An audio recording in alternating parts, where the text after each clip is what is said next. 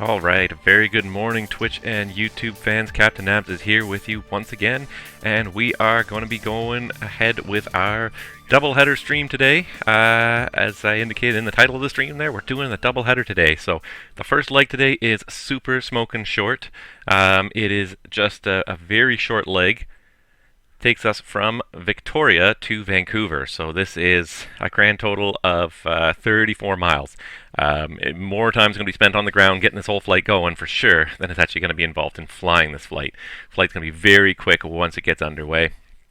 And so because it's such a short flight, we're going to go turn around in Vancouver and go right out to our second flight, which today is going to take us from Vancouver to Winnipeg. So that's about a 2 hour and 40 minute flight, I believe. And then from there, from there we're going to call it a day, but that's our plan for the day, is to try and get 2 legs in today, and we're going to go ahead and do it as always in our trusty PMDG Boeing 737, as you can see there, flying in the WestJet colors. I still work for WestJet in my pilot's life career. I think it's going to end soon, and not because I'm unhappy with it, but just because Microsoft Flight Simulator, and more specifically the Aerosoft CRJ, have kind of taken my simming in a new direction, and I'd like to kind of share that with you guys. This is starting to feel a little bit antiquated, so I'd like to move on to something else. Just give me 1 second, guys. All right, sorry about that. So what we are going to be doing today is, we're going to be doing that double header, and then we'll get ready to move on to our next airline when we get into our pilot's life career. So. But I am still enjoying this PMDG 737, and to throw a little bit of interest your way today, because I haven't done it yet, and PMDG does allow this, and it happens in the real world more often than probably we care to admit. We're going to do something different today. So today, normally, of course, this aircraft has a very trusty APU parked in the back end. Today, we have failed it. So the APU no longer works in this airplane, and we are going to have to operate this airplane, start the engines, and do everything else without the benefit of the APU. And it's not impossible, it's not even really that difficult, it's just more annoying. It's something that takes way longer than it should to kind of get that underway. So that's the biggest thing, really, is it's just a bunch of extra steps that play into it. But for those of you that have never seen how an APU failure is handled, PMDG does simulate it well, and albeit perhaps a little bit ideally, as is often the case, but it still does simulate it fairly well. So you can see the steps that are going to be involved in the no APU operation today, and you're going to get to see them twice because of the double header, which is just that much more fun. Anyways, I know that there's a bunch of guys that are waiting for me in Vancouver that would like to join me for the leg to Winnipeg, so I'm going to do my best to get this kind of going here relatively quickly. So let's go ahead and start out by, let's get some service going on here. Let's request some refueling, sure, Air North, whatever you want there. And while that's getting ready, let's go ahead and hop in the flight deck and also get this leg underway. So just enable my track IR. There we go. Very nice. All right. So look around the flight deck here. Make sure that everything is, of course, where it should be. I was playing with the FMSs during the setup process here, so that's why they're both on. They shouldn't really be on without any kind of power.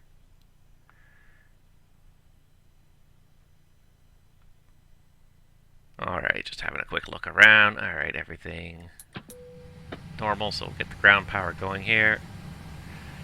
And as always, that overhead panel just gives me just a little bit of a challenge to kind of pan around to it and see it here with the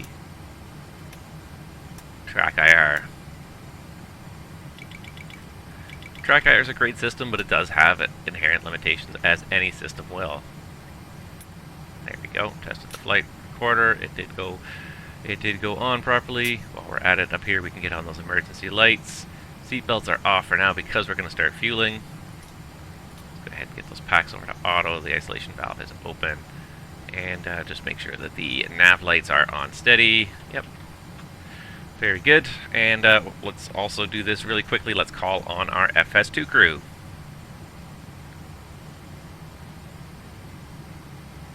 because he is always a useful guy to have around, and I need him getting ready for his part of the flight here. So gate stand pushback, yes. SDX, yes. U for now. Takeoff thrust. we're going to go with derated, flap 5, and we're going to change that in a couple minutes when we figure out what we're actually doing here. So, actually, now that I've done that, let's go ahead and do this. Okay, let's get this show on the road. Alright, and there he goes. So he's going to start getting his set up. First things first, before I do anything else, I'm going to go ahead and confirm the performance data for takeoff here. So, actually, if I go cancel, I believe I can do... I'm up for the walk around. Copy FMC data? No, well, because I haven't put anything in the FMC yet, so yeah, that's not going to work for me. So, normally this stuff, again, this would be something that would be put together by your dispatcher. Usually in either like a digital PDF format or in a paper format, you would get a flight plan, a performance report from your dispatcher with your flight plan, and would have the likely takeoff performance scenarios, power settings, etc., that the computer in the dispatch center has optimally chosen for you. 280 at 7, so it looks like we're departing runway 27 today. However, because we don't have dispatchers in the sim world most of the time, sometimes occasionally we get somebody who will play dispatcher for us, but most of the time we do not. Okay, it needs fuel. Let me just finish typing this in here. I've got a temperature of 8 degrees in Victoria today and a QNH of 30.32. We've got to do a lot of these steps that will be done by a dispatcher by ourselves. Alright, so I'm going to see if we can do takeoff to optimum flap config, air conditioning on, no anti-ice required, and a takeoff weight today, I don't even know what it's supposed to be. Just go to my flight plan really quick, and the proposed takeoff weight is in the neighborhood of 137.5. 137,500 with a takeoff CFG of, I don't know, we'll say 24%. Now we can make a calculation and determine if we're going to be able to take off. Yes, flap 5, perfect. Takeoff 2 with a D rate. Perfect, that's exactly what we had configured from our setup screen, so we'll go with that. And we will get ourselves underway with our fuel. So it's a fairly short flight, doesn't need a whole lot of fuel. In fact, oh, we have enough fuel already. So I will simply increase it by 12,100 just so that the fuel truck buzzes off. As long as he puts in a little tiny bit of fuel, he'll buzz off. We actually only needed 9,000 pounds for this flight, so we don't even need that much. Okay, so let's go ahead and hop in here. And just give me 1 second, guys.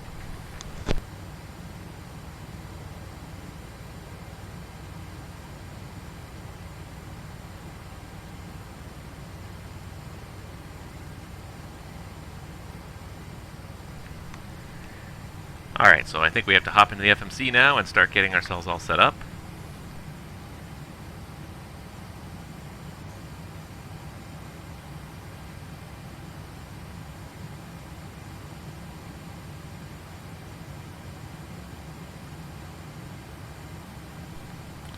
Alright, there we go. So, we can get ourselves in the FMC, and what I can do as well is I can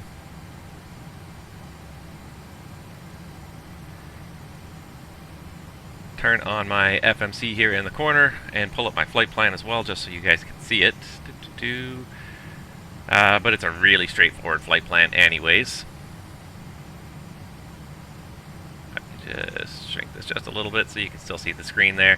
There you go, now you can see what we're doing here. So yeah, so we are going to be going from, first of all, we have to get into FMC mode here. And position init, as always. Let's get ourselves from page 2 here. We can copy and paste this. Clear that message for a second. And as you can see, I am using my AvioWorks CDU screen here on my tablet, and it works really nicely. It really is a great interface. The only complaint I have is that this is a relatively small tablet. I was using my company tablet before, which was a little bigger, and was pretty much exactly the size of a CDU. This is actually a little bit small. The buttons are a little bit tough to hit sometimes, but it's still totally worth having. Having this remote CDU, it really is a useful tool. So let's get this set up here. CYYJ to CYVR. And our flight number today is WestJet 3114. I could request a flight plan, but really, in all honesty, this is going to be such a simple flight plan, there is no point in requesting it. So we're going to depart off 27. The Mill Bay 8 departure is the only SID available. We're going to do the Vancouver transition for that. And I'm not even going to bother programming any waypoints because then we are right into our arrival. So we're going to plan an ILS to runway 26 right, the wind button, and this is what I'm talking about. These buttons are just a little bit small for the fingers, but when you get a bigger tablet, if you have like a full, I think this is an 8-inch tablet, if you have like a 10 to 12-inch tablet, then you're golden. Let's see here, 26 right for arrivals, because it seems like we're landing west today, and we're looking for the Duxum 5 arrival to 26 right. We're going to do the Buick transition, and that's it, and our entire route is in there. There is a discontinuity, and that's fine because we're not going to fly all the way to Vancouver VOR and then fly back to Buick. So if you were to look at it on the charts, let's see here, if I pull up my Navigraph charts really quickly, this is one of those things, it's just because, you know, you file these things, but you're not going to really fly the whole thing because here's the star for a, let's do it for a 26 right configuration, so the Duxum 5 star here. Here's Victoria, here's the Duxum 5, and then it takes us directly into our arrival in Vancouver. However, the Mill Bay 8 departure actually takes us all the way to the Vancouver VOR here, so past the start of this arrival. So at some point we're just going to simply transition. If we had ATC, they'd give us a vector round. We're just going to transition ourselves around. We could actually do it from Nalgi, but anyways, it doesn't matter. We're probably going to go direct to Duxum here, I believe. Go for it.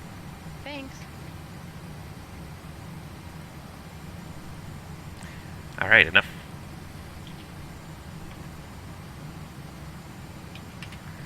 yakking because I'm taking up way too much time here just to get this done. They're going to be boarded and ready to go long before we ever have this flight put in here. So quick check of the perf init page here. And ZFW, so we're going to go to our flight plan initially to put this in. So where did I put my flight plan? Here it is. So we go down to page 3 here. It's got our estimated ZFW of 129,100. And see, just see again, just these buttons are just a little bit too small, just a little bit, just enough to be. Okay, I'm back from the walk. You don't hit the wrong one every time, but you hit it probably about once every couple of minutes, and it's not at the end of the world, but you just have to back up and fix obviously whatever it was you broke. So minimums, reserve would be 3,000 plus about 23 would be about 53. And we're not going to go to 12,000. I really think we're just going to go to 5,000. That is about all we can really hope for on this flight. And realistically, that's all I think ATC would ever probably give you. I could put in the winds. Frankly, the flight is so short, it's not even worth putting it in. So let's just go back to... here. Let's go back to our performance page here and just copy what we've got here at the bottom. So based on a takeoff weight of 137.5, we're looking for a takeoff 2, and I'm going to put climb 2 for now anyways, and it'll select another climb profile if it's not appropriate, with a selected temp there at the bottom in the performance of 35. So we can put in selected temperature 35. It defaults back to climb 1. That's okay. This is going to be a flap 5 takeoff. And the CFG, I'm just going to pop it in there like that. It's actually 18%, it's fine. 39, 39, 45, and that should match what I have over here. 37, 37, 43, not quite. I think the fuel may be a little bit different. The weight that it's calculated may be a little bit different. So we'll revise those numbers when we get the final load numbers from our dispatcher. But that's it. The FMC setup is complete, so let's go ahead and just finish off with the rest of our overhead flow and everything to make sure everything is in the correct position. Now we can test the stall system. It takes about 4 minutes for the stall system to boot up when you first power the airplane, so you can't test that right away. Yaw damper's on, all switches are normal, fuel pumps, he doesn't even have them on yet. I must be getting ahead of him here. Don't believe we got anything in the center tank, right? Nothing in the center tank, that's right. Let's see here. Voltages look good, volts look good. Power's good, ground power's available, yeah. Wipers, APU, we're not going to be able to start at all today. That switch is going to be completely useless today. Don't need any panel lighting, all the fans are on. Seatbelts can go on now because the fueling is done. And ice protection. Windshields are on, everything else is off for now. Doors, we've got some doors open, that's fine. Got the packs configured, bleeds configured, and the altitude is set for 5,000. That's all correct. Alright, and while we're at it here, let's pull up the Mill Bay 8 departure. So let's go to our charts now.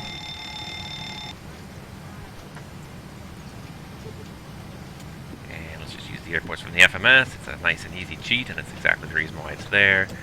And let's just take the Mill Bay 8 departure, which is the departure off runway 27 here.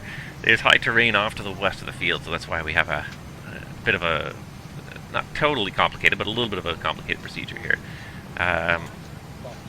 Maintain 4,000 or as a sign, that's what I was looking for, was just to set my altitude initially here. At my heading, initial heading off of runway 27. Climb direct to the Mill Bay NDB. So what I'll do is I'll set the runway heading initially.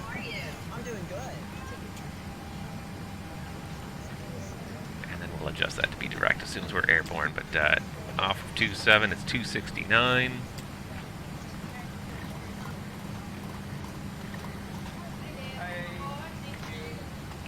And speed 145 is our V2, so we'll set 145. If anything fails, we can default very easily to our V2. And while I'm at it here, what was the altimeter?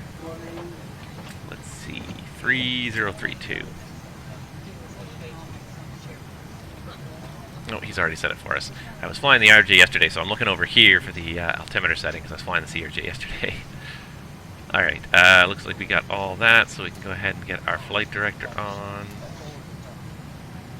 And we can depart in LNAV VNAV. Let's just verify. Go to the legs page and make sure it's what you want. So it is, after we're airborne, it's direct to Mill Bay NDB, then it's a track 306 and YVR. So yeah, that sounds right. We're going to review it when we do the briefing in a moment here. But it looks like all the nav waypoints are in there without any discontinuities in the initial phase that would need a heading.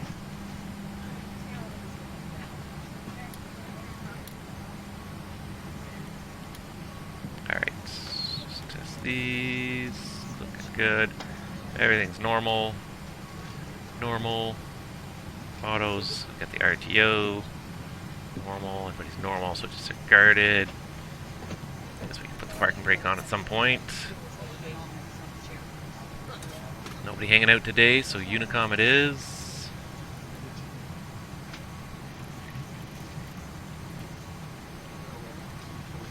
There we go, Unicom. 2000. Alright. And I believe we got everything set up. Looks like he's done. Just need to test my oxygen. Pre-flight checklist. Pre-flight checklist. Pre-flight checklist. Oxygen. Tested 100%. Tested 100%. Navigation transfer and display switches. Normal. Auto. Window heat. On. Pressurization mode selector. Auto. Flight instruments. Heading 172. Altimeter 3032. Checked. Parking brake. Set. Engine start levers. Cut off. Pre-flight checklist complete. Are you ready for the departure briefing? Yes. One thing I never heard him do actually was test the fire protection, so just like to see that get tested. Because fire protection's important at the end of the day. Nuclear Jet 748, good morning, how you doing? Welcome to Victoria. We're getting ready to fire up without that APU.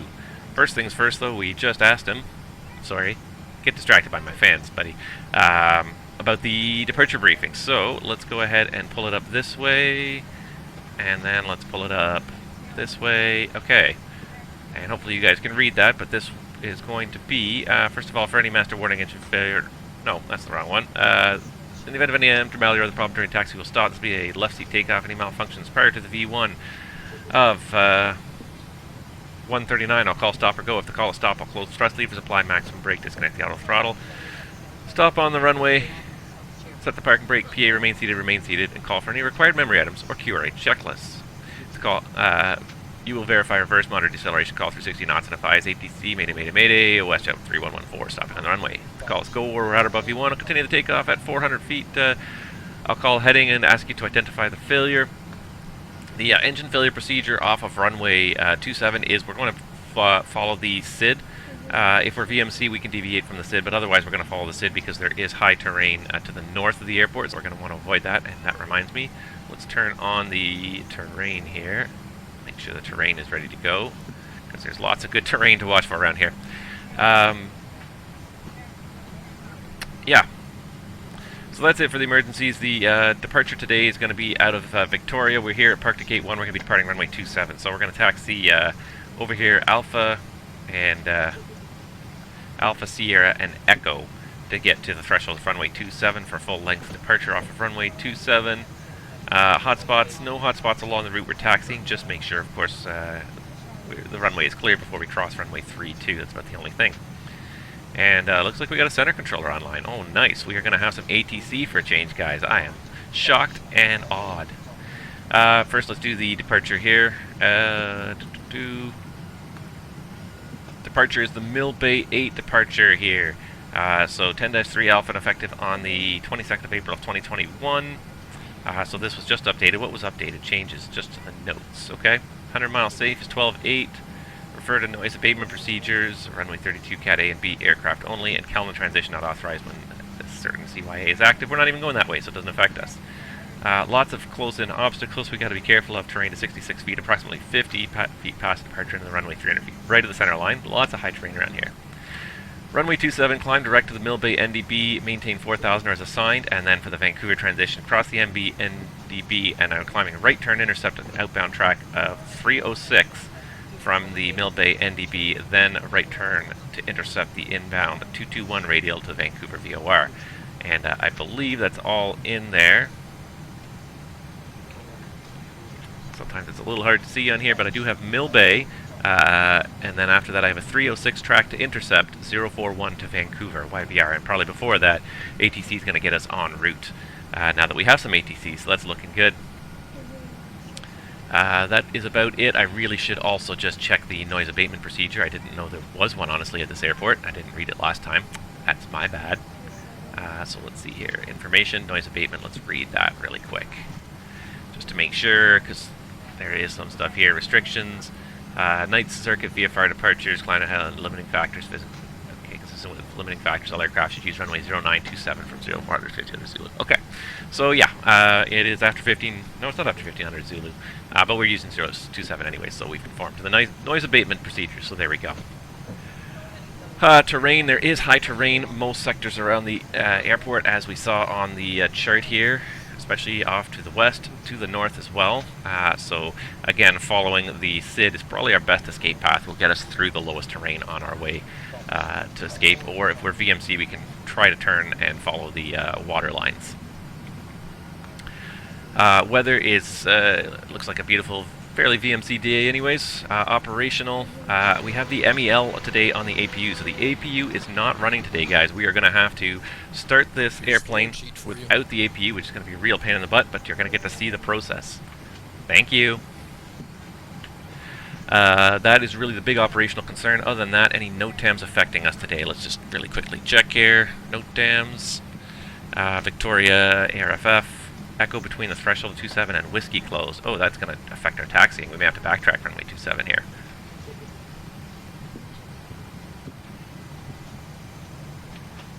Nothing that affects 27. Mill Bay 832 not authorized. Okay, so that could change things. Hold on, let's get our taxi chart back up here again. And I really don't need it on here because I had it on, you know, let's just do it on the other screen because I had it here. Verify takeoff speeds. So Echo between Whiskey and 27. So this section of Echo is closed, so we're gonna, I'm gonna backtrack for the full length, I think. Let's do this. Verified. Check. Let's see here. This is about a 7,000 foot runway. That would probably take somewhere between 1,000, let's say 1,500 feet off of there. I I just want to see if I have performance calculation for it. I don't have, no, I can't do an intersection departure, and it doesn't let me do a offset. However, the FMC will let you do an offset on the takeoff page here. If I go to init M1 takeoff, runway remains. So if we take it down to 5,500, this will very much change our performance.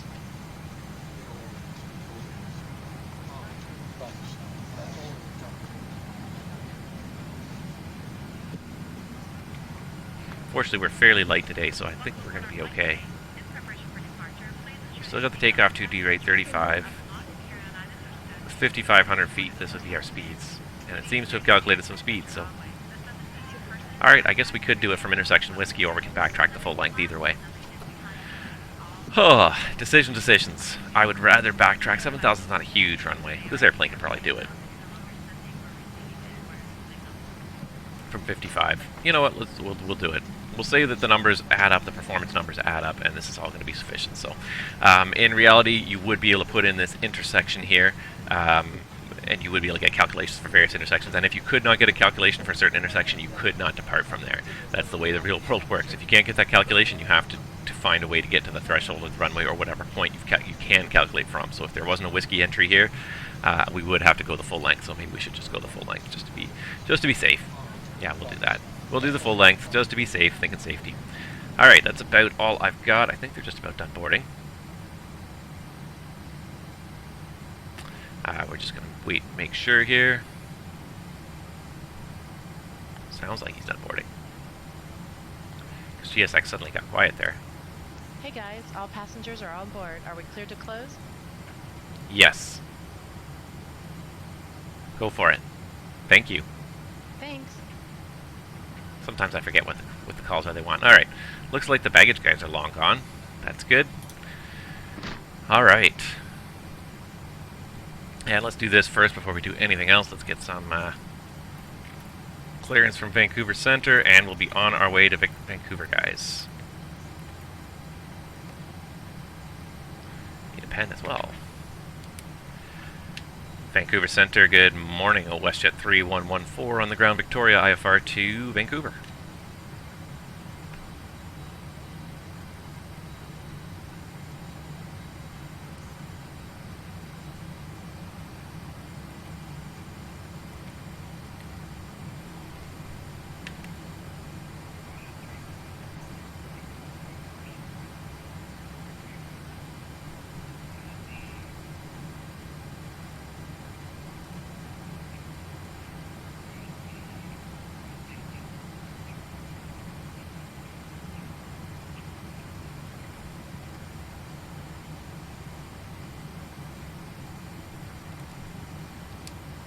Alright, and I realize that I've got the audio set up incorrectly here, so just give me 1 second.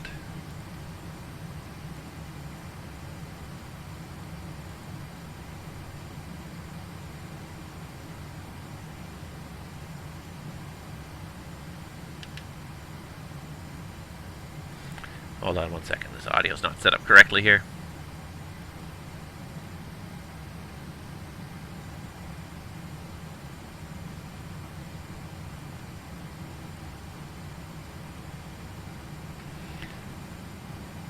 And Vancouver Centre, WestJet 3114. I apologize, our audio was not configured correctly. Can you say the clearance again?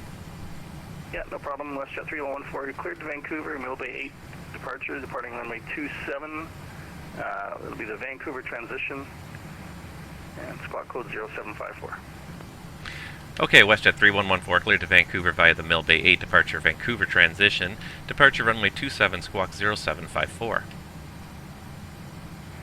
WestJet 3114, read back correct. Push back, startup approved at your discretion. Call me for taxi. Okay, push and start at our discretion. We'll call you for taxi, WestJet 3114.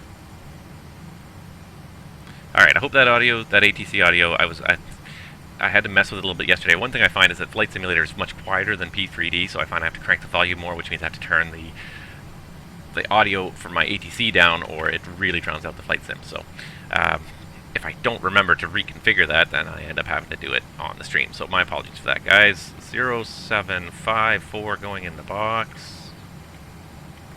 0754 is in the box. It's the Mill Bay 8 off of 27, which is exactly what we said, so.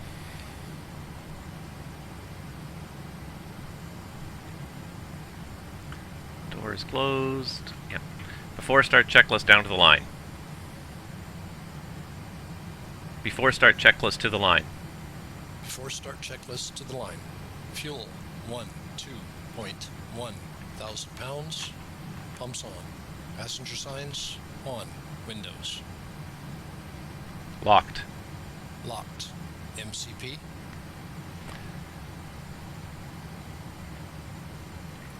Speed 140, heading 269, altitude 4,000. Altitude 4,000. Checked. Takeoff speeds. B1 132, VR 133, V2 140. V2 140. Checked. CDU pre-flight. Complete. Completed. Rudder and aileron trim. Set and checked. Taxi and takeoff briefing. Complete. Are you sure? Before start checklist completed to the line. Yes, all I did was I forgot to say any questions at the end of it, so for some reason I can't get the stupid jet bridge to come off here. There it goes. Would you like the APU on? No. No.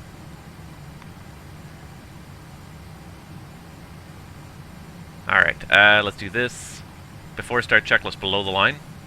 Flight deck door closed and locked. Anti-collision light on. Before start checklist complete.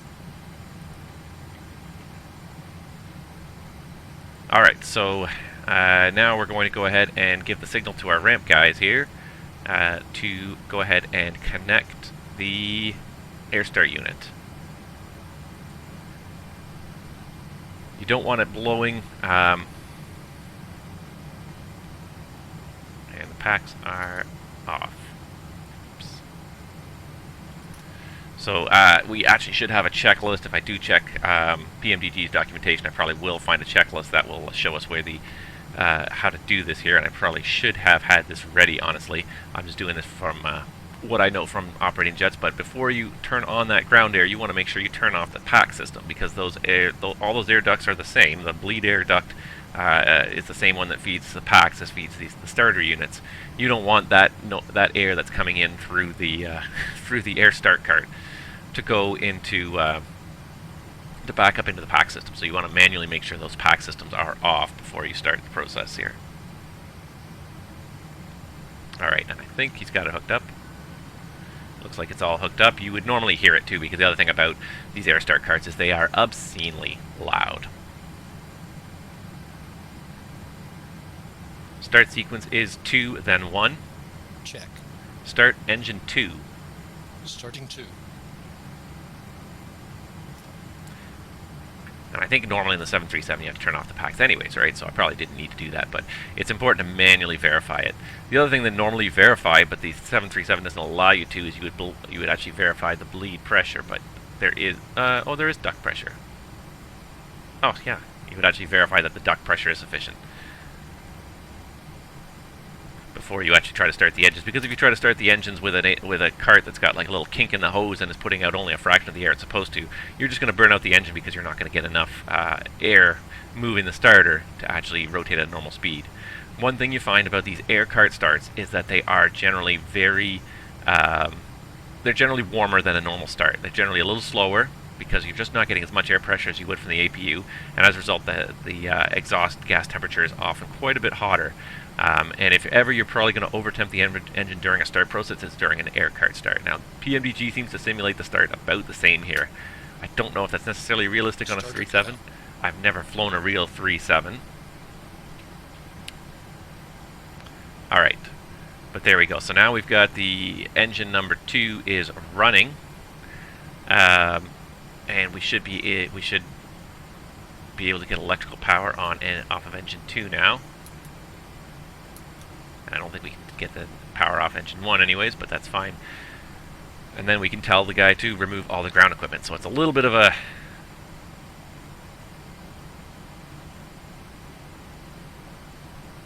Alright, so we should be able to release this. I don't know why it's saying engine inhibit active.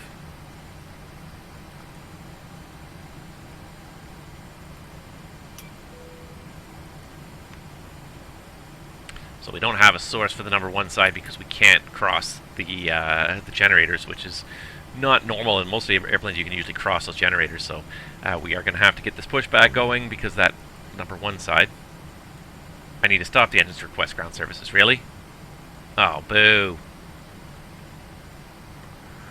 Really? I'm going to have to use like a manual... Oh, you know what I could do? Yep, we could do this. We can make this work. I was not thinking, but that's okay. We can do this. We can do... Or can we?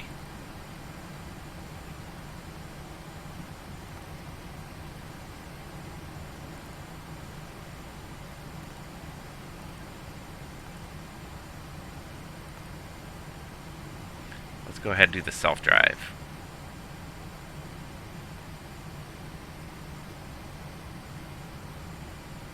Except I can't seem to do it because we're already running. I don't think we can do this. Shouldn't there be like a start button or something here? We are stuck. We may have to do this the old-fashioned way in P3D here.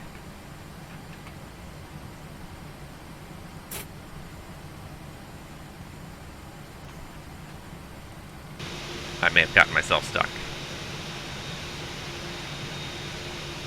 Nope, nope, it is working. There we go. Yep, we got the self-driving tug. There we go. We can do this. Aha.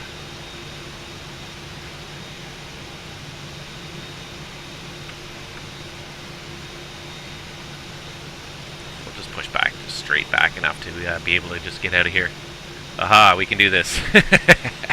We did not completely screw ourselves. And it hasn't started yet because the second engine's not started. This is fun. I have not done this yet.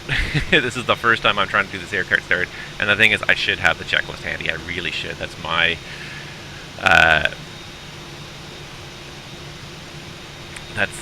my bad for really not having that ready here. So if I can find it quickly while we're doing this pushback here, I don't think I have an idea of where it should be.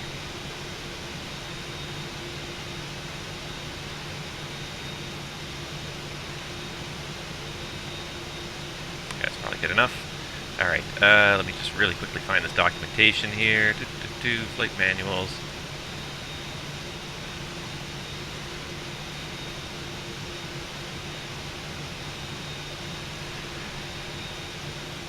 Yeah, you know what, we'll look for it in a minute here. Alright. So we have got the pushback complete. We can go ahead and release the tug.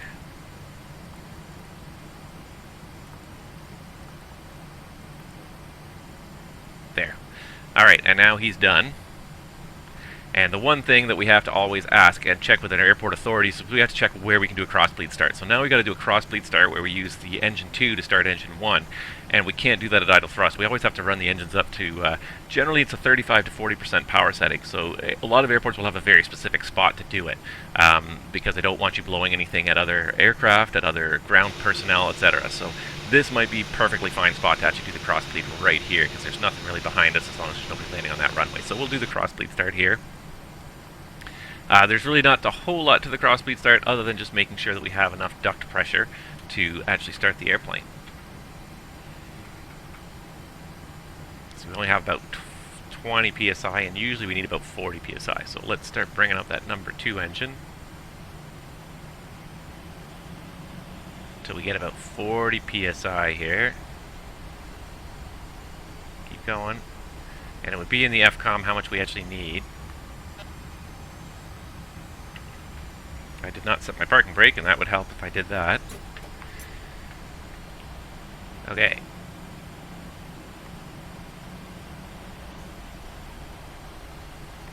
So we've got 30. I don't know if it's going to get any higher than that. How much power have we got here? We got 50% power, and all we're getting is about 32, so that's probably about as good as we're going to get. Start engine 1. Starting 1. We now request your full attention as the flight attendants demonstrate the safety features of this So that's part of the hazard too, is the higher power setting. Obviously, you can't do this while you're taxiing. You can't. Most airplanes you can't do cross-bleed starts when you're taxiing. You have to be stationary because you have to have brake set to make sure that you're not accelerating, you know, at a crazy rate, because you have this 50% power on one engine trying to get sufficient bleed pressure to start the engine. But it did do a nice start there. It brought it up to 25%, pretty nice and quickly there. So she's looking like she's going to be a good start. So next time we'll call for GSX before we start the engine too. Live and learn, live and learn. I've never done this process before in the flight simulator anyways.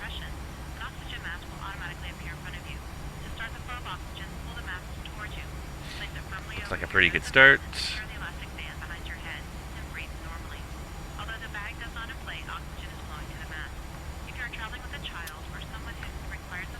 Starter cut out.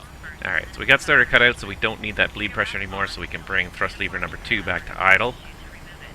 The duct pressure will probably drop again, that's fine, because we don't need it anymore. The engine is started and self-sustaining once the starter cuts out. Flaps 5. Flaps 5.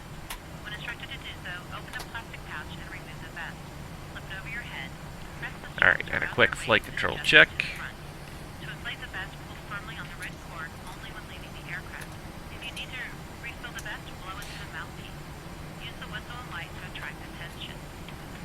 And he should have put the packs to normal by now. He did. Perfect. Okay. Before taxi checklist. Before taxi checklist. Before taxi checklist. Generators on. Probe heat on. Anti-ice off. Isolation valve auto. Engine start switches continuous. Recall checked. Auto brake. RTO. Engine start levers. Why is the yaw damper still off? There we go. Idle detent. Flight controls. Checked. Dispatch clearance. Checked. Checked. Before taxi checklist complete. Vancouver Centre, WestJet 3114, pushback from gate 1, ready taxi for runway 27.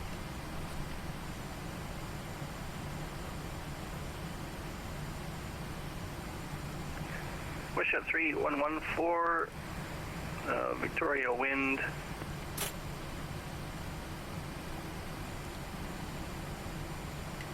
Clear on the left. Clear right.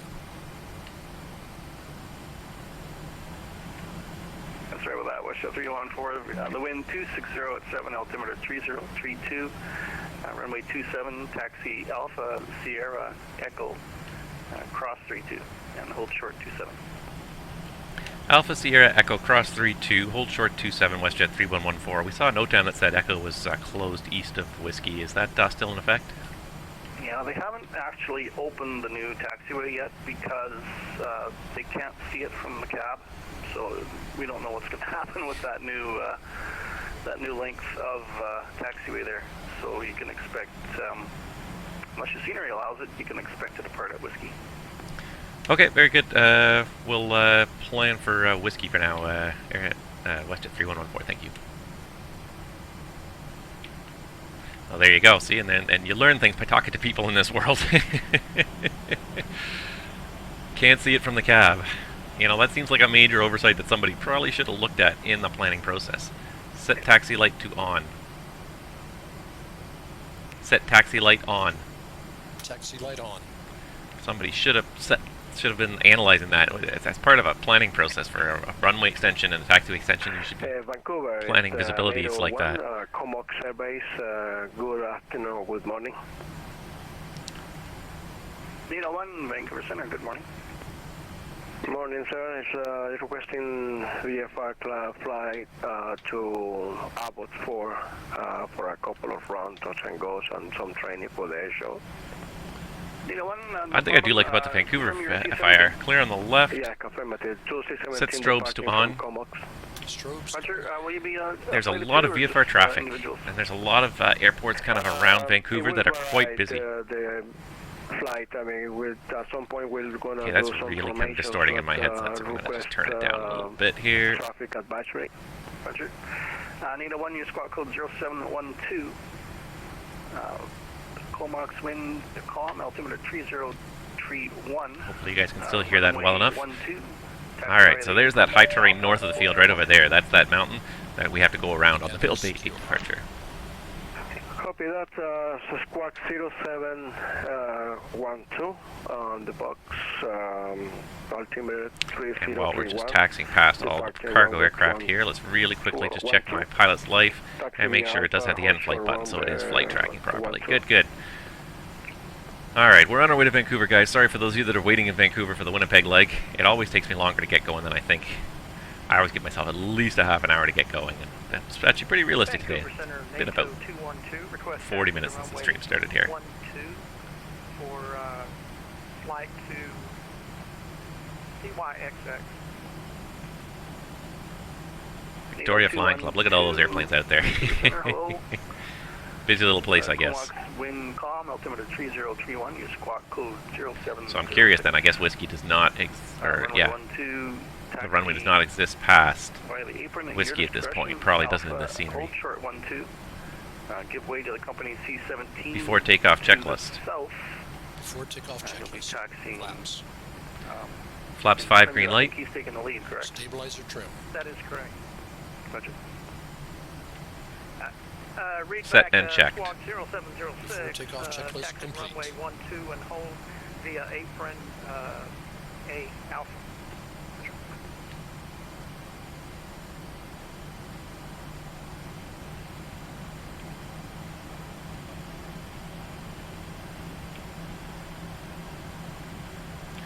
Alright, because the FMS seems to think that our speeds are appropriate for the 5,500 feet remaining, I'm going to go with that. It's not a bad little model though. This is freeware, and this is freeware, and it's still a pretty good model. You can't complain for freeware that looks like this.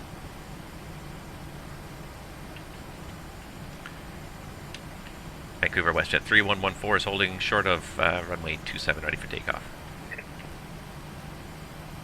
WestJet 3114, departure with me.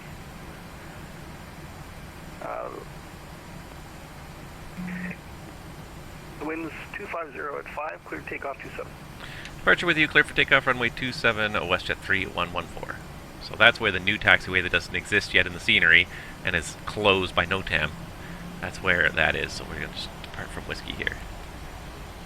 Clear on the left. Clear right. Before takeoff procedures. Check.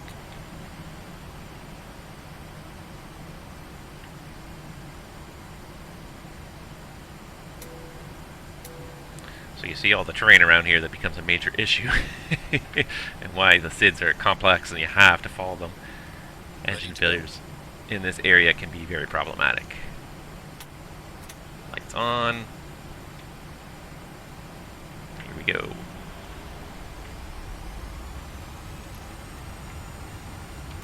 Set takeoff thrust. Check. Thrust set. Checked. 80 knots. Checked.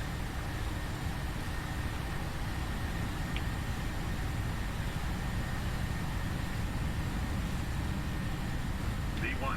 Rotate.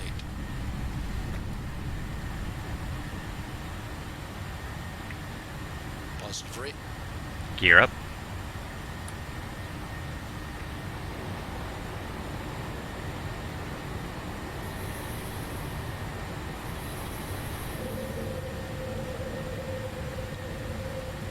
LNAV. Check.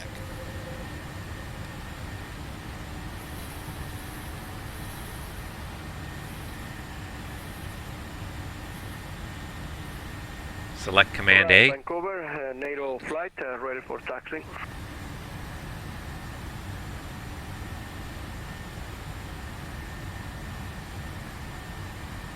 Alright, we're looking forward to seeing you in Vancouver. NATO flight, Vancouver, hello again. So confirm you're going to be a flight of 2 Flaps starting 1. now? Flaps 1.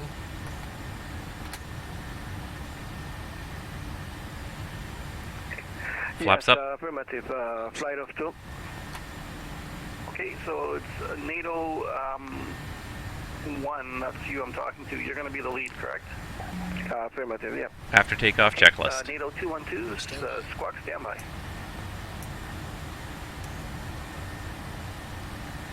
WestJet 3114 airborne, 3000 for 4000, Mil Bay 8. WestJet 3114, identify, climb 7000. Climb 7000, WestJet 3114. And WestJet 314, you can plan 26 left. Corrections, you can plan 26 right. Planning 26 right, WestJet 3114. Repeat last. NATO flight, Vancouver. After takeoff checklist. Go ahead for NATO. Checklist.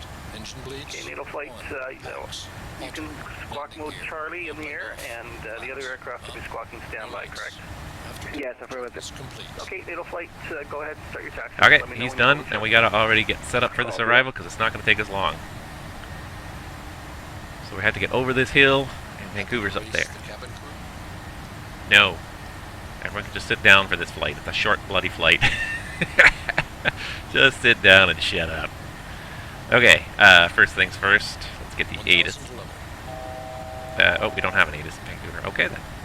Well, we can plan on 26 right anyways, which I'm pretty sure is what we planned on anyways. Here comes 6,000.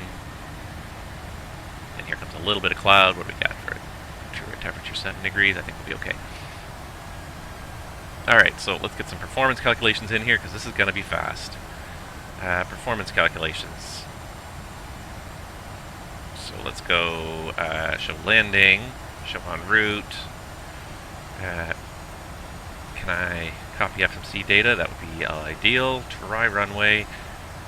Show keyboard. Wind comm. 5. So they don't have an ATIS up in Vancouver, so we're just going to get some weather by ACARS 230 at 9. 9 degrees, 3032. 9. 30.32. And something's loading there. 30.32. Reverser config, we'll say all operational. Flaps 30. AC on, anti-ice off. We'll do auto brake 2. Let's go ahead and set that now while I'm thinking about it. And non-normal, none. And landing weight. Let's see here. It's got 129,000. 129,000. Calculate our landing.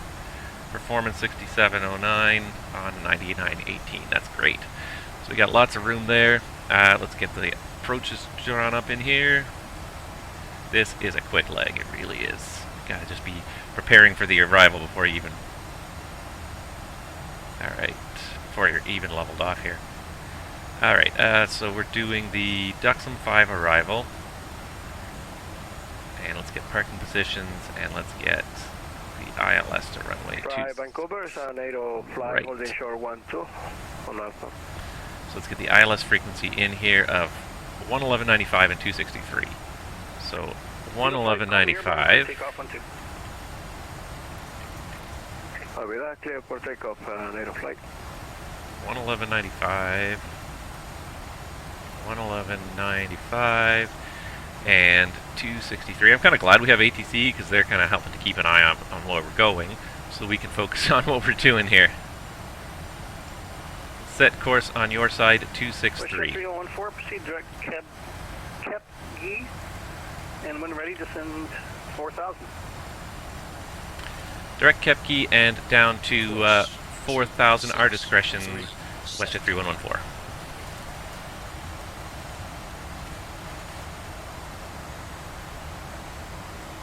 Vancouver Centre, good morning, Canada 427, Williams Lake, requesting IFR clearance to Vancouver. Ah, for crying out loud. If this thing would stop moving up and down, I could do this. Okay. Kepke. There we Air go. Canada 427, cleared to Williams Lake. So now it's going direct to Kepke, 4,000 at our discretion. We're just going to wait just a little bit longer while we finish prepping this. Minimums for this approach 209, so let's get 209 in there. Oops, don't do that. Just confirming that was kill clearance to Vancouver, Canada 427. I might start down early here just because this thing is really... Roger, no, I think it's at Williams Lake, but that's, yeah, so I'm clear to Vancouver, flight plan route maintain flight level 270 and decimal 209 is what we said? 016 at Canada 47. Alright, Thanks perfect. for catching that. Yep, and squawk Let's go start down now because I want to get out of these bumps here. Seems to be bumpy right at this layer, so Great, I have just start a gradual descent right now. 16 at Canada 47. Air Canada 427, read back correct. You released for departure. Call me through 5,000. Alright. Brad, hey. Travis, hey. Sounds like someone's preparing for their future career. One identified. Alright, quick approach briefing. Are you ready for the approach briefing? I am ready. Okay, so we're on the Duxham arrival here. It's a really short arrival here. We're on our way to Kepke, and after Kepke it's Pemsu, max 210 knots at or above 3,000. That's all there. Anything special on here? Not really any notes. No, it all looks pretty straightforward, so let's just brief the ILS really quickly here. ILS runway... Nope, wrong page.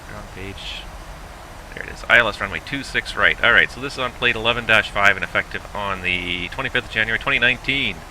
111.95 and 263. So we got 111.95 set both sides. We got 263 set both sides. That's all good. Glide slope at totem of 1520 and the ILSDA of 209. We've got 209 set there.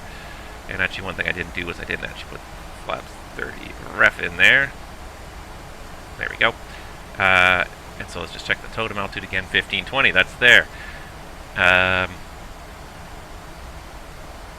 Let's see, the touchdown zone at 8 feet, and the MSA north of this field is where all the terrain is. So if we have any kind of problems, turn south. That'll keep us safer.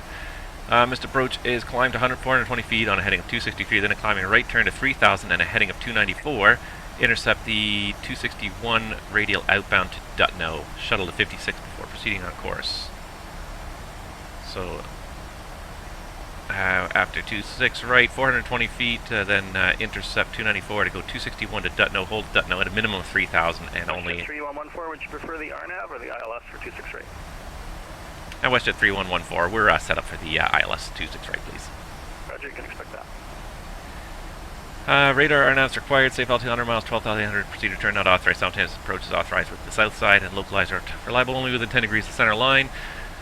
And once we land, it'll be a left turn off the runway, and we'll find a gate momentarily. Terrain is obviously highest north of the field. Weather is, there's a little bit of low cloud out there, but it's nothing terrible we can't deal with. Operational, we obviously have the APU MEL, so we can't turn it on as we approach the gate. We're going to have to get ground power hooked up before we shut down the engines, or at least shut down one of the engines. I'm not sure if PMDG is going to support that or not, but we're going to try. And let's see here. Taxiway mic, not authorized. Mic 8 closed, mic 9 closed.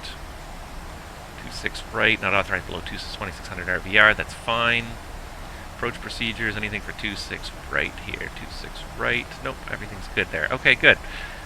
So let's just have a quick look over here at, first of all, parking positions. So I don't know where you guys are parked at. I was planning on parking somewhere in these gates here in the 40s because that's generally the domestic arm, which would be good for our arrival from Victoria and also turning around. Altimeter 3032. Going back out to go back out to Winnipeg. So the closed taxiways, I believe, are down here. Mike 4, probably where we're going to exit. 3032. And that's all I've got. Any questions? Roger. Full climb thrust. Not today. Descent checklist. Descent checklist. Pressurization. Landing altitude is 0 feet. Recall checked. Auto brake level 2. Landing data. VREF 140. Minimums 290 feet set. 5,000. Minimums 290 feet set. Checked. Approach briefing. Complete. Descent checklist complete. Approach checklist. Altimeters. 3032 set. Cross check. Cabin crew, prepare for landing. 3032 set. Approach checklist complete. Whew. That was a workout. The Winnipeg leg. Level.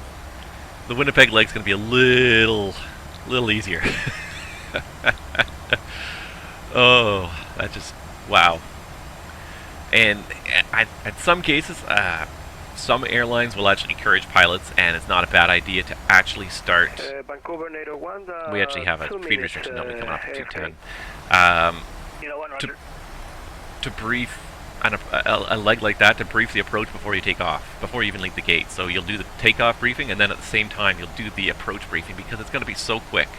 It's actually, it's actually a really when you're dealing with short legs, anything less than about 15-20 minutes. You know, by the time you've done the takeoff and the after takeoff procedure and talked to ATC and gotten established on course, you have very little time to actually really consider the briefing, and you don't want to be rushed through the briefings, because the briefings are important Slope alive. at the end of the day.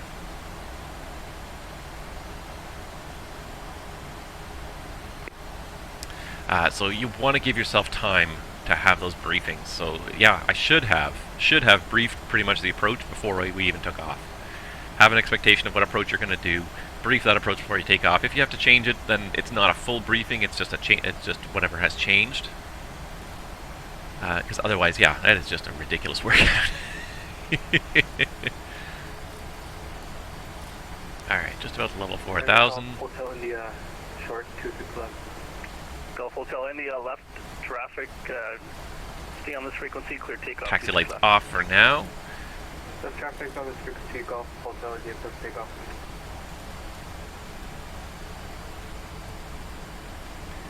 There we go. And actually we have a ground controller in Vancouver as well, so let me dial up that frequency. Unicom was apparently unnecessary today. Well, so far.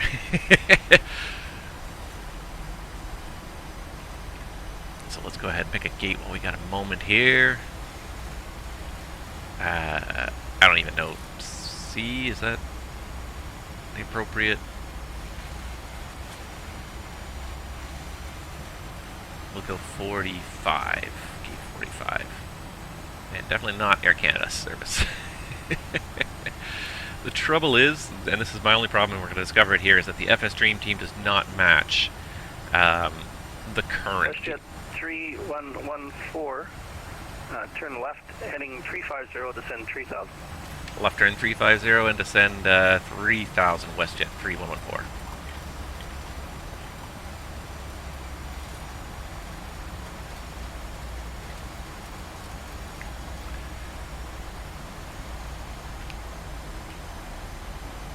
Flaps 1. Flaps 1.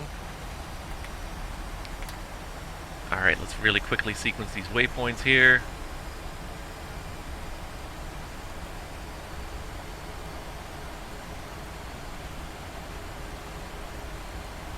.263 is the inbound course, and now we have a nice localizer drawn on there for us, just for reference. Whew, I'm tired already. How can you break the radar on VATSIM? Well, I've been experimenting with that for the last little while. The radars are all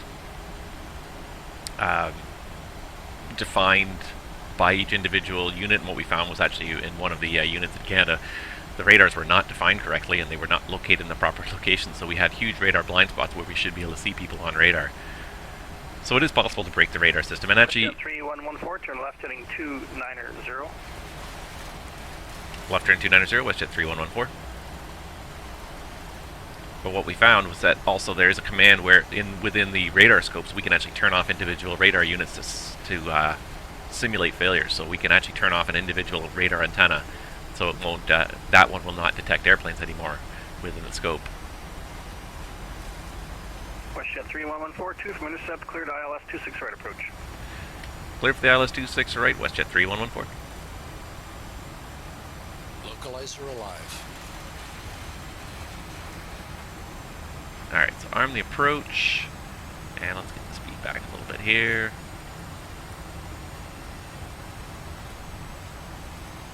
Flaps 5. Flaps 5. There's Loke. For some reason she's running at like ridiculous speed here, and I don't know why. I don't know why she's trying to keep 220 here.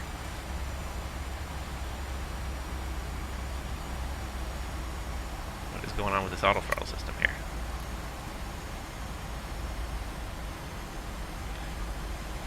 Okay, now it's starting to roll it back a little bit.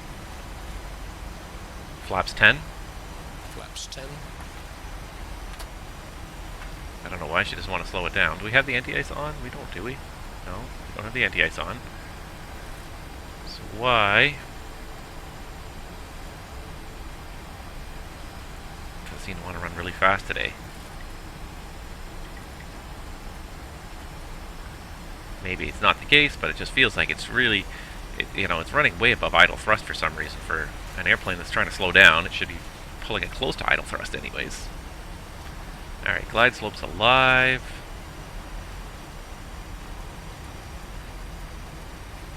Got a little bit of traffic on the TCAS there.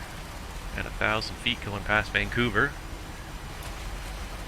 Golf Hotel India, just for future circuits, make sure you give me a call on the midfield downwind. See you're turning base there now. You're number 126 left. Oh, that's VFR on 26 left. Nice. It's a busy little morning in Vancouver. I was not expecting this. 3114 traffic on the parallel doing circuits is a Diamond DA40. He's on a 2-mile base. WestJet 3114 is on the TCAS. We're just through a cloud right now, but we're looking.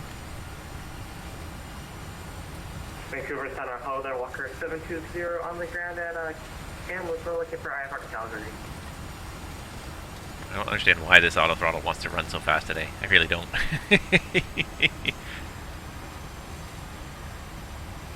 Walker 720, you're cleared to Calgary. She's trying to run like 20 knots fast for some level reason. 350 and controlled airspace.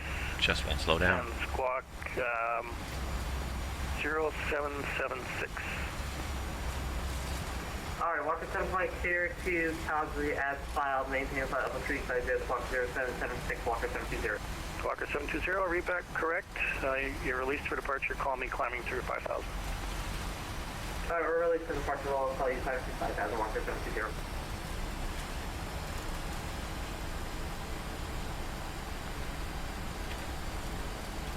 She is not slowing down well today. Gear down. Checked. Gear down. And there, throw out the drag. Golf Hotel India, clear touch and go 26 left. And Golf Hotel India, just make sure you continue flying left circuits. Roger, left circuit. I don't think we're going to spot this guy. There's the airport. I think we're probably going to spot the diamond on final from here, but maybe.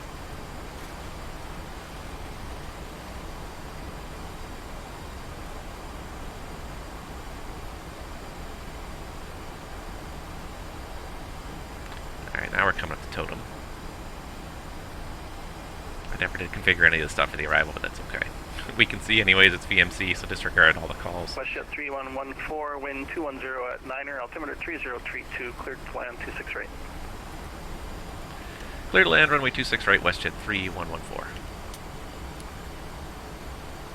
Alright, cleared to land. Flaps 20. Flaps 25. Flaps 25.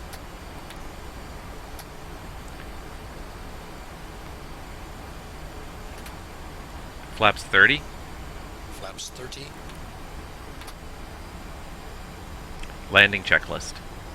Landing checklist. Need a flight back on Start frequency. switches. Continuous. Speed brake. Armed. Landing gear. Down. Flaps. Flaps 30. Flaps 30.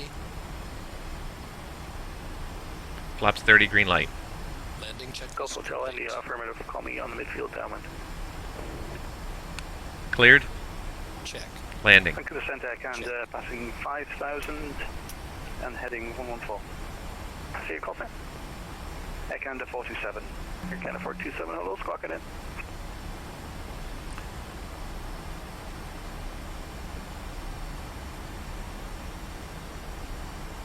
Air Canada 427 identified, climb flight level 270. 270, Air Canada 427. Alright, did anybody spot that DA40 in the circuit there? I didn't spot him. Anyways, focus, focus. Checked. Now the speed is stabilized correctly, but before it was all over the Vancouver, NATO 1, back to cockpit. Unit 1, roger. Autopilot's coming out. Unit 1, Vancouver, altimeter 3032.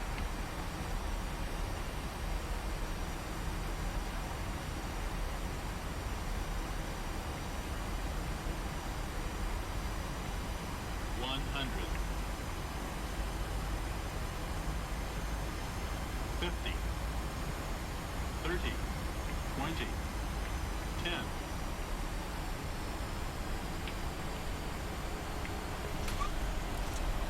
And we're left downwind. Pressure's normal. I can go for Gulf Hotel India. Gulf Hotel India, number 1. Number 1 right. Alright, not too bad. Find our gate and can turn around and get out of here again. 60 knots. Auto brake disarmed. Tap the brakes a little bit here. We could probably make this one. Check.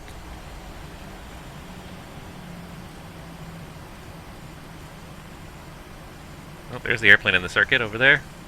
Check. I see him now. Russia 3114, ground 1217. Order ground 121.7. We'll talk to you in a bit. Thank you very much. WestJet 3114.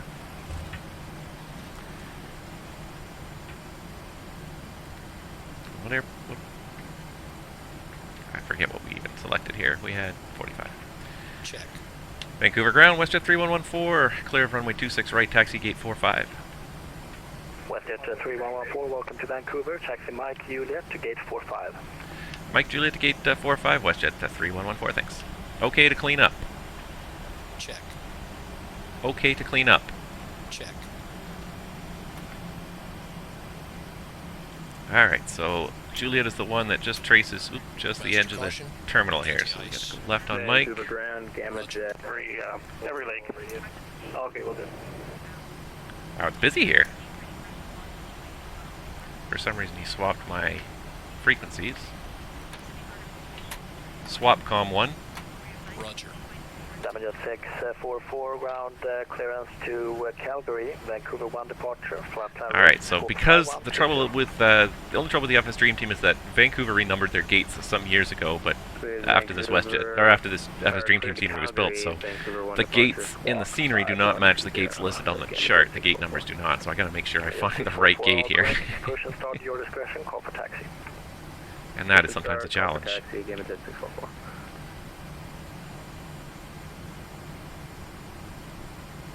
And then we got to turn burn for Winnipeg here. And especially when you're your own dispatcher, so many steps sometimes involved in this. But alright, let's see if we can find our marshaller. So I'm looking for the GSX scenery. That looks like it over there. Yeah, I think that's it over there in the corner, and that looks like it might be a 45, 44, so that is probably 45 over there. Okay, so right beside the Air Canada, and if that's you, Squiggly, then great, then that's just Scribbly, then that's even better. We're ready to go together. It's going to take me about probably 30 minutes to get turned around, though, in all honesty. I'm going to try and cut it down to 20 to 25, but with all the stuff I kind of got to do here, it does take a little while to get everything turned around, especially when you're your own dispatch. That's the fun thing about Flight Sim. In the real world, you'd have dispatchers, the flight plans would be ready for you, all that stuff would be ready for you. You literally just have to just set up the airplane. But I kind of have to manage everything, obviously, because I'm everybody here today. I'm my own dispatcher, my own load manager, all that stuff. So if you're just powering up, then this will probably work out just fine. Like I said, I'm going to aim for about 25 minutes, but it could take me as much as 30 to kind of get all turned around. I haven't even got the next flight plan totally ready yet, so it's going to take a little bit, but that's part of the fun. It's just trying to get it all done as quickly and expeditiously as possible. So we'll set a target for us. It's 10:40 right now. Off the gate no later, so 10:40, I mean it's 14:40 Zulu, so no later than 15:10 Zulu off the gate. That'll be our departure time.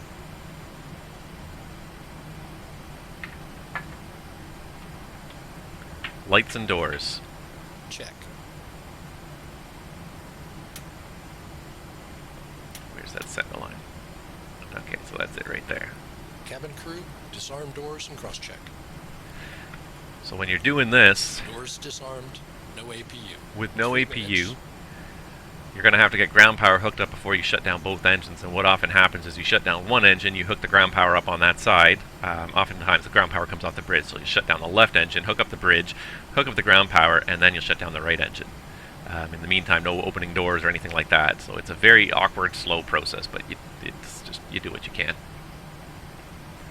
Running without an APU is not something that anyone really enjoys. it's something you just got to deal with sometimes. I mean, at the end of the day, sometimes APUs break, and you just got to keep going. But it's a frustrating process sometimes. It just takes, everything just takes that much longer. And GSX may not be compatible with this totally, so let's see what we can do here. Alright, so we're going to go ahead and shut down number 1. And then we're going to pull this up and see if this will let me ground services. So wheel chocks are set. Hold on, we don't have a power source.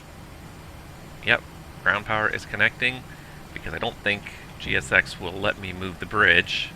Yeah, we're not considered park yet, so I can't remember if this is a CYYJ jetway or...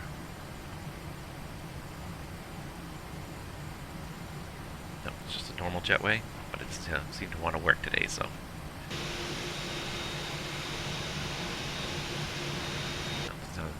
Doesn't seem to want to work for me, that's okay. The important thing is that we have to get ground power, so as long as we get ground power available, there we are. Boom. Then we can shut down engine 2. So it's not impossible by any means, it's just awkward. This is the FS Dream Team Vancouver. I like it, I think it's good scenery. Alright, so he's doing the shutdown procedure. We could go ahead and get the belts off if he hasn't already. He's got the belts off. I probably should kill those lights too. I didn't kill those lights, I guess that was on me. I'm being a very bad pilot today. But I'm happy to see we have some serious ATC. We have center, we have arrival, we have ground. This is the most ATC I've seen on one of my streams in a long time. I'm loving it. Okay, while we're waiting for this guy to do his things, I'm going to already start working on the next flight plan here. So here's Pilot's Life has already set us up here. As recognized, the flight's complete. Next is Vancouver Winnipeg. We can go over here. Aircraft is still selected, so we can just do sim brief dispatch, and then it's really easy. Shutdown checklist.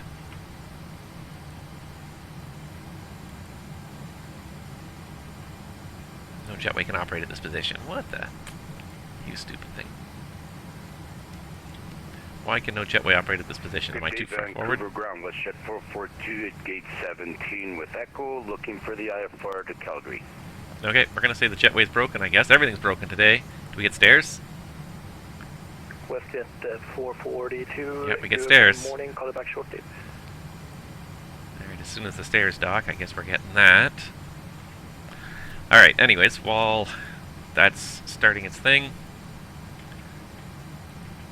shutdown checklist.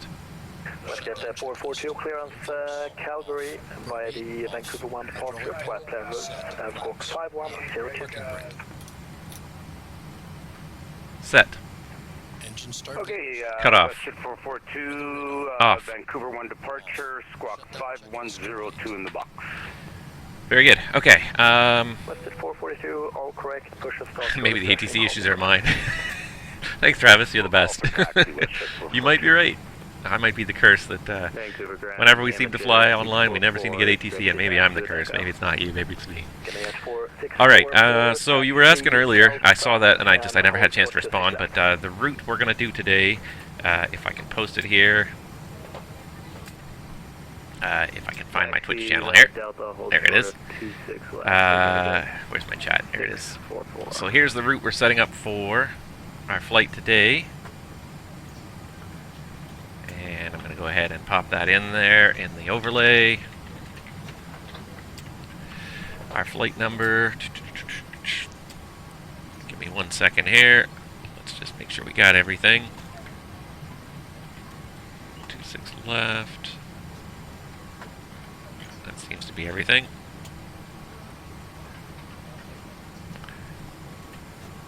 So much stuff has to happen when you're on a turn too, in the aviation and business too. You've got to get new flight plans, get fuel, get catering, get everything. It's it can be quite a lot of stuff to deal with all at once. And all traffic on ground 8 is Bravo is now up, altimeter is 3032.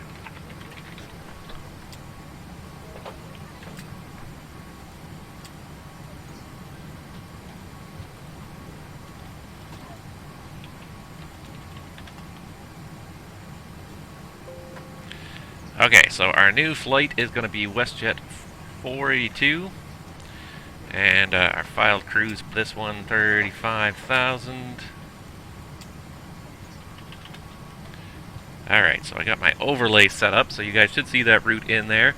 Let's get this. Let's see here. I think that's everything I need for the flight planning stage here. I'm just going to close my old sim brief flight plan because I don't need it anymore and I don't want to get confused because I get easily confused. And let's make sure I've got the new one up here. So I'm just going to close.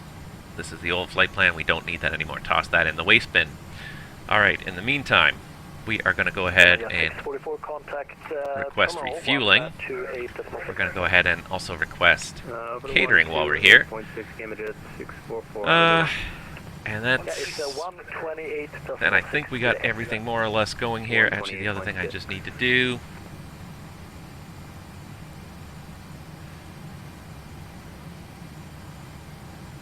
I just need to set up my other flight tracker, so just give me 1 second. I'm just making sure my flight trackers are ready. So much to do. Okay, there we go. That's all good, so we can go ahead. We don't need to secure the aircraft or secure a checklist. Alright, so once again, we're going to hop into the FMS here. And, let's start getting this set up.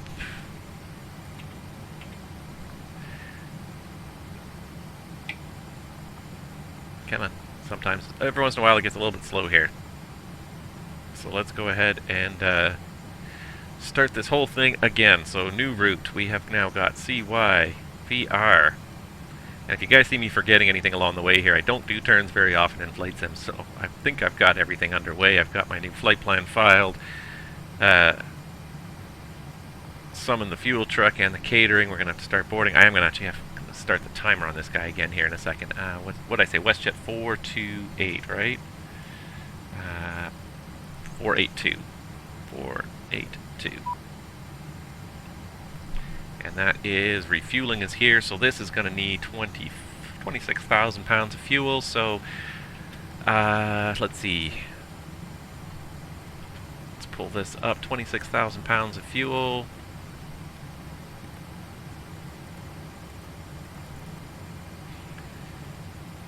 There you go, you can start refueling. And actually, while we're at it, let's just set a new random payload, because I always just like to have random payloads. Okay, we've got that going in there.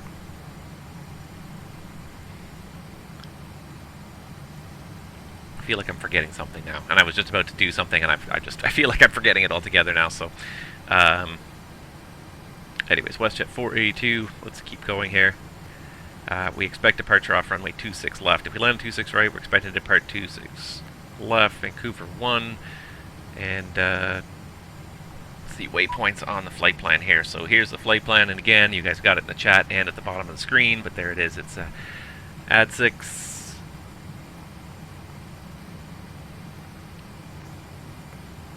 Kesta, Axely, and then YDR.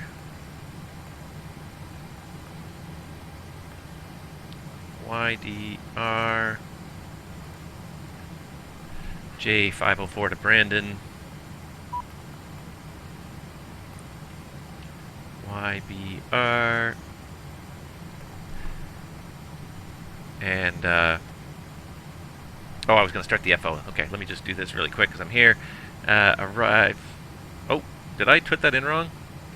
Did I put that in wrong? I put back to CYYJ. Silly me. And now it's going to reset everything. Isn't it? No, it's not. Oh, good. I thought it would reset everything. I think if you do that in the Airbus, it resets everything. Departure, arrival into Winnipeg. So this is estimating 36. I'm going to go with 36 for now. Just, I don't know what else to go with. So we got a long time till we get there anyways. I know it was the Boater transition, and it's the Beefin 2 arrival for runway 36 via Brandon VOR. Route, activate and execute, and that's done. And then let's see here. Okay, so let's get this. Waiting for my actions are aft and forward entry. So let's get the doors open. So catering's here. and they just need the doors open because for some reason they can't open the doors themselves. Never understood that. But, the other thing it might want me to do as well is open that back door because it doesn't like to load and unload passengers with the back door. So I don't know why that jet bridge is not working. And frankly, I'm not going to spend a lot of time troubleshooting it right now, but what we are going to do is start this guy. Okay, on to the next sector. On to the next sector, he says. Yes, on to the next sector, my friend. Okay, we've got the route is in there. Let's go and do the performance. So, based on my flight plan, which didn't have the correct numbers in here at all, but he's going to adjust them anyways to be correct when we get the final load numbers. 132.4 for a ZFW. Reserves, our alternate's all the way to Regina, which is kind of a long reserve. Very good. Let me know if you find anything. 5.7 plus 5.8 plus 2.3, 7.8, 8.1. So 8.1 for reserves. Cost index 67. And our cruise altitude today of 350. Now I'm going to put in the cruise winds because this leg is going to actually matter. The last leg where it was, where the leg was all of like 15 minutes long, the cruise winds were not making really any substantial difference to the calculations. Okay, so get the cruise winds in there, and let's go ahead and do another performance takeoff calculation. Let's see here. So performance, and let's go back to show takeoff, copy FMC data. There we go, 26 left, try 0. I believe it's 9 degrees here, but otherwise it's pretty much as we said before. Optimum AC on, calculate takeoff weight. What's the proposed takeoff weight here actually? Again, let's go to the flight plan just for at least initial start. Proposed takeoff weight is going to be 157,600. Which is pretty close to what we got in there. It was definitely going to be in the right ballpark, but you try to be as precise as you can because there's always going to be errors in your calculation anyway, so try to planned weight exceeds max allowable weight of 152,050. If I take it back to takeoff 1, can I do it? Yes, okay, so we can't do takeoff 2, we have to do takeoff 1. Alright, very good, so takeoff 1, 31 degrees, and I'm going to go ahead and select climb 1 as well for this. Still a flap 5 departure, which is good. Nice and efficient. Minimal drag on takeoff, 46, 47, and 52. And there we go. We've got 26 left all set up. I have to close the right and left doors now. Catering is done. Close those up again. All this stuff happening and you're not even looking out the window, and that's the thing about when you're flying too. You don't even realize stuff that's happening around you sometimes when you're focused on setting up for the next flight. When you're on the ground and you're turning around on the ground, there's all sorts of stuff happening behind you, and you're sort of focused on the one task at hand, which is getting the airplane set up for flight. All right, so let's go ahead, and my FO is being a little slow today. I'm gonna speed him up in a minute. Everything is still set up here. Nothing much really has changed.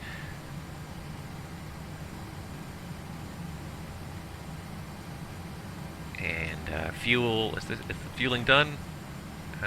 Looks like the fuel guy's gone. Looks like the fuel guy's gone. We've got our 26,000 pounds. We can go ahead and put the seatbelt sign on.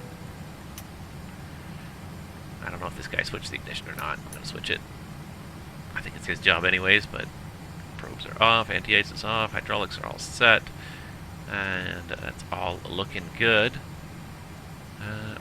Those are auto, that's on, auto, the APU is off. It doesn't matter because the APU doesn't exist today.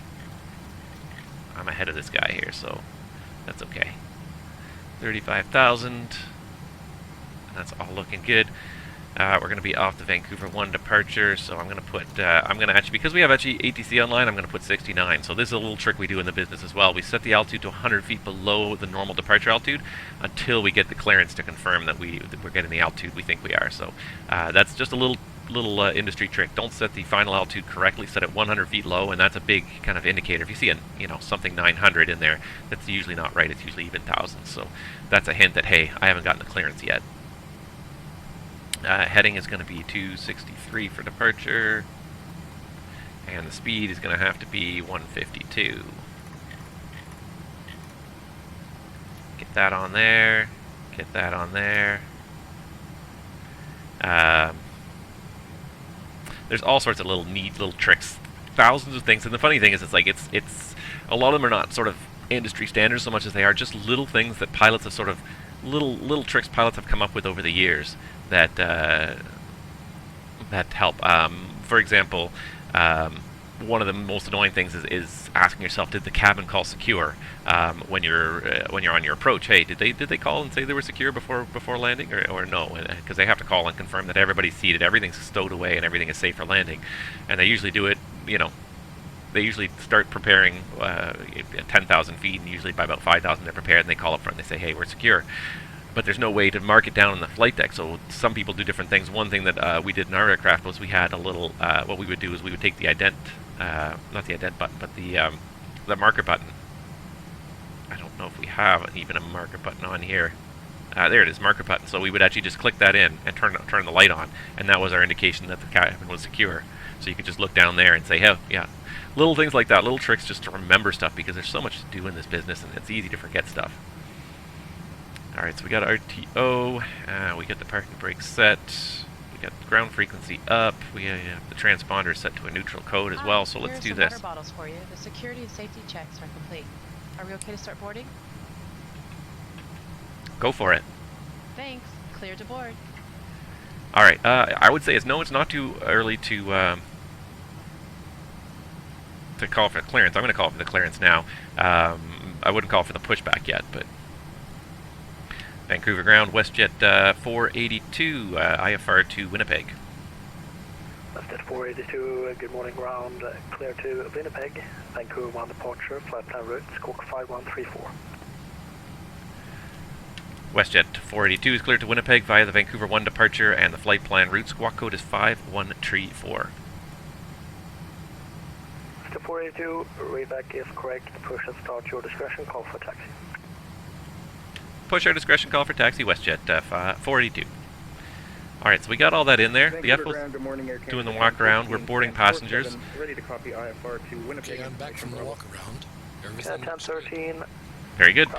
So what I'm going to do is what I normally do during every single station turn, because no jetway docked, you will not see passengers visually. Yeah, I don't know why it's not working. I don't know, maybe the airplane's just too far forward. Anyways, imagine there's a jet bridge there. But I'm going to do one thing that I do every time I stop and turn the airplane around at an outstation, and that is I'm going to go to the bathroom, because it's the best time to leave the flight deck and use the ladder. So I will be back in 2 minutes, guys. Then you can call for taxi. Roger the traffic, we're going to let him go first.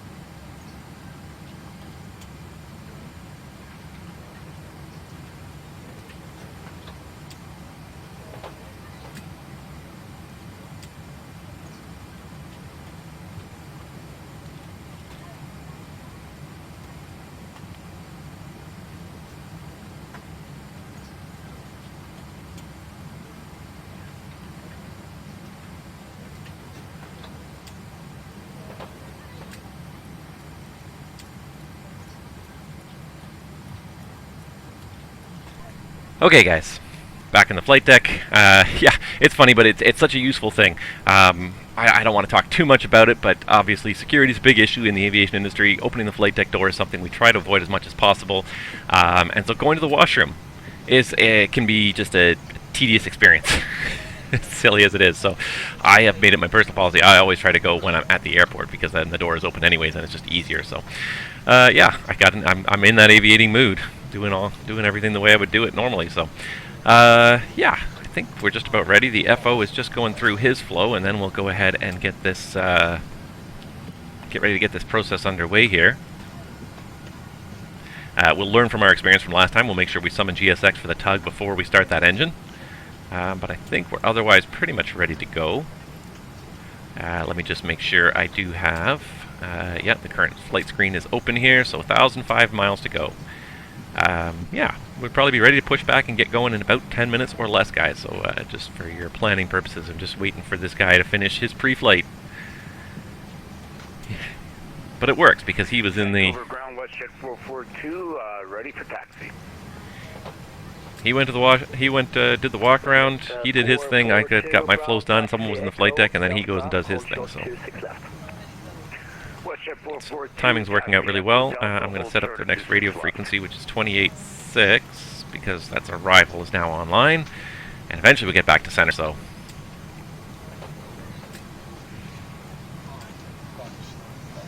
We did get the clearance, so we got 7,000 feet in there now. 5134, it is the Vancouver 1 departure, and I got to give him the takeoff briefing as well. So let's just make sure actually we got the charts here.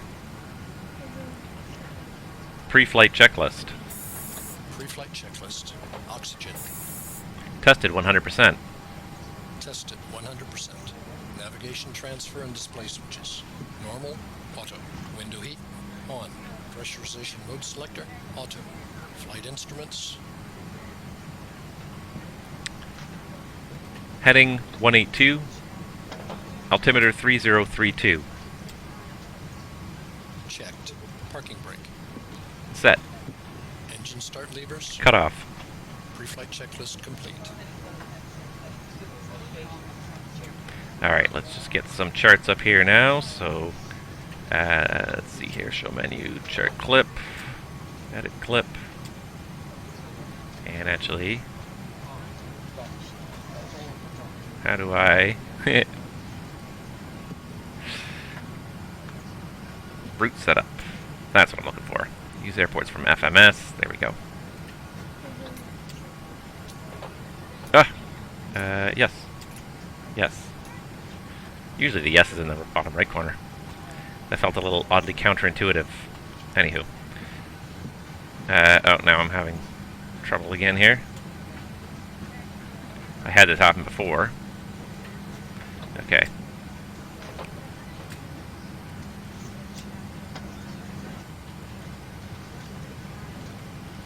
I had this happen before where the EFB stopped loading charts properly, so if in doubt, just reboot. I'm glad they have a reboot button. Brings everything back online. Let's try it again. Oh. Darn you, Navigraph. Constantly requiring me to log back in for everything. There we go. Okay, good. Alright, so we need the Vancouver 1 departure as well. And then we're good to go. I think.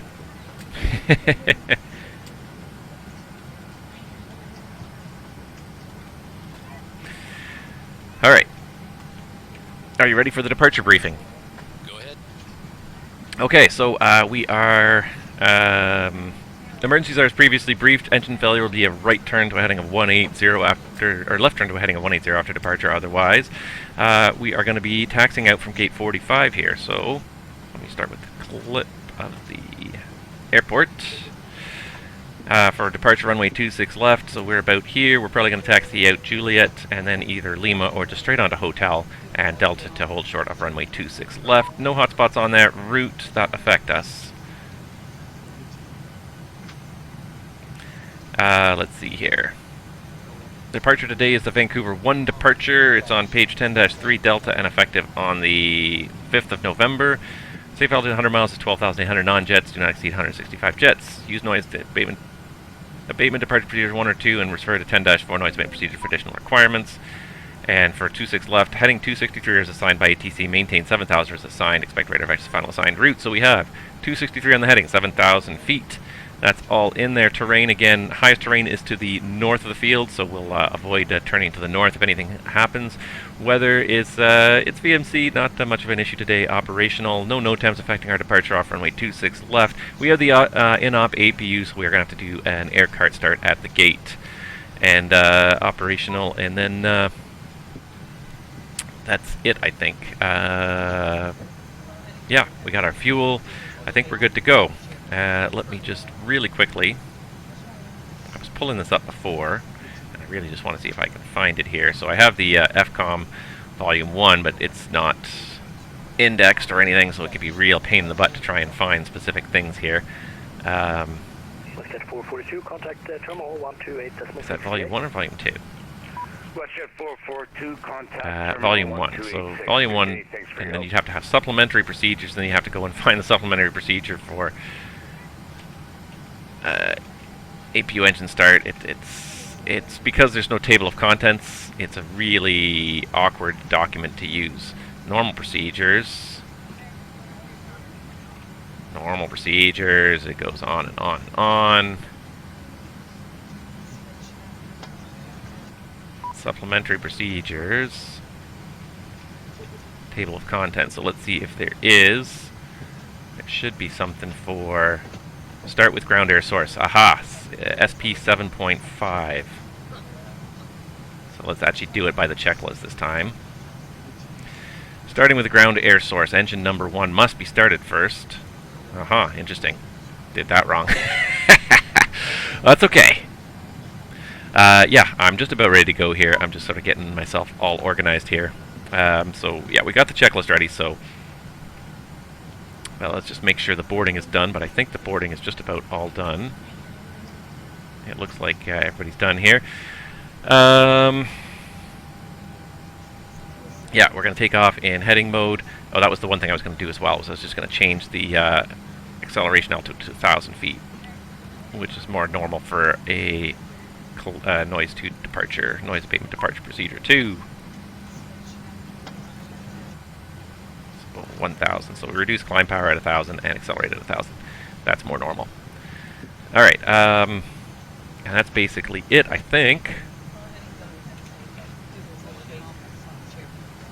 So let's get this guy to accelerate through some things here.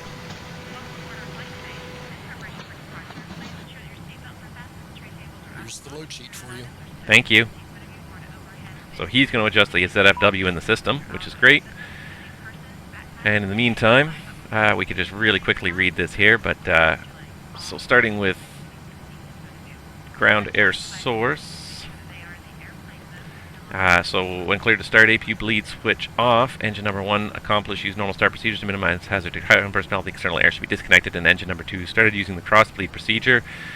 And then prior to use the procedure, ensure that the area to the rear is clear. Engine bleed switch is on. APU bleed switch off. Pack switch is off. Isolation valve auto. So I gotta follow all these procedures. It doesn't advanced thrust lever until bleed duct pressure indicates 30 psi. So 30 psi is the minimum in this aircraft. In our aircraft it was 40, but every aircraft is slightly different. Verified.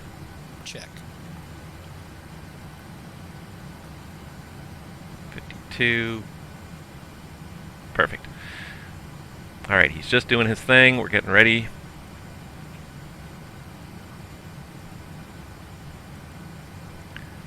Ditch the stairs.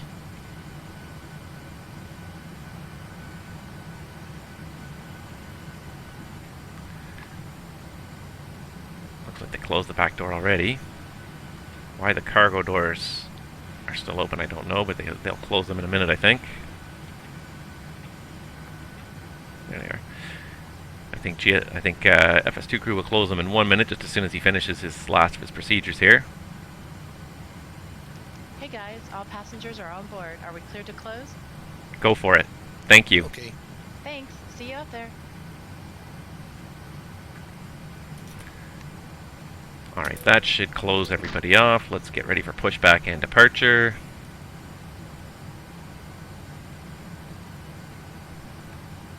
Oh, and then the stairs always, for some reason, seem to trigger like a lockout.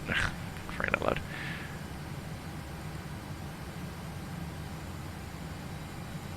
I always end up having to reset this. Don't look at the fact that Vancouver just disappeared for a second.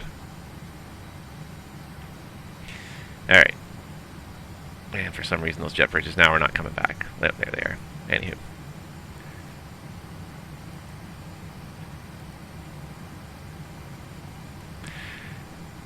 Most of these systems play nicely together, but every once in a while you get something that just does not like to play nice with everything else. So, alright, we're just about ready to go here.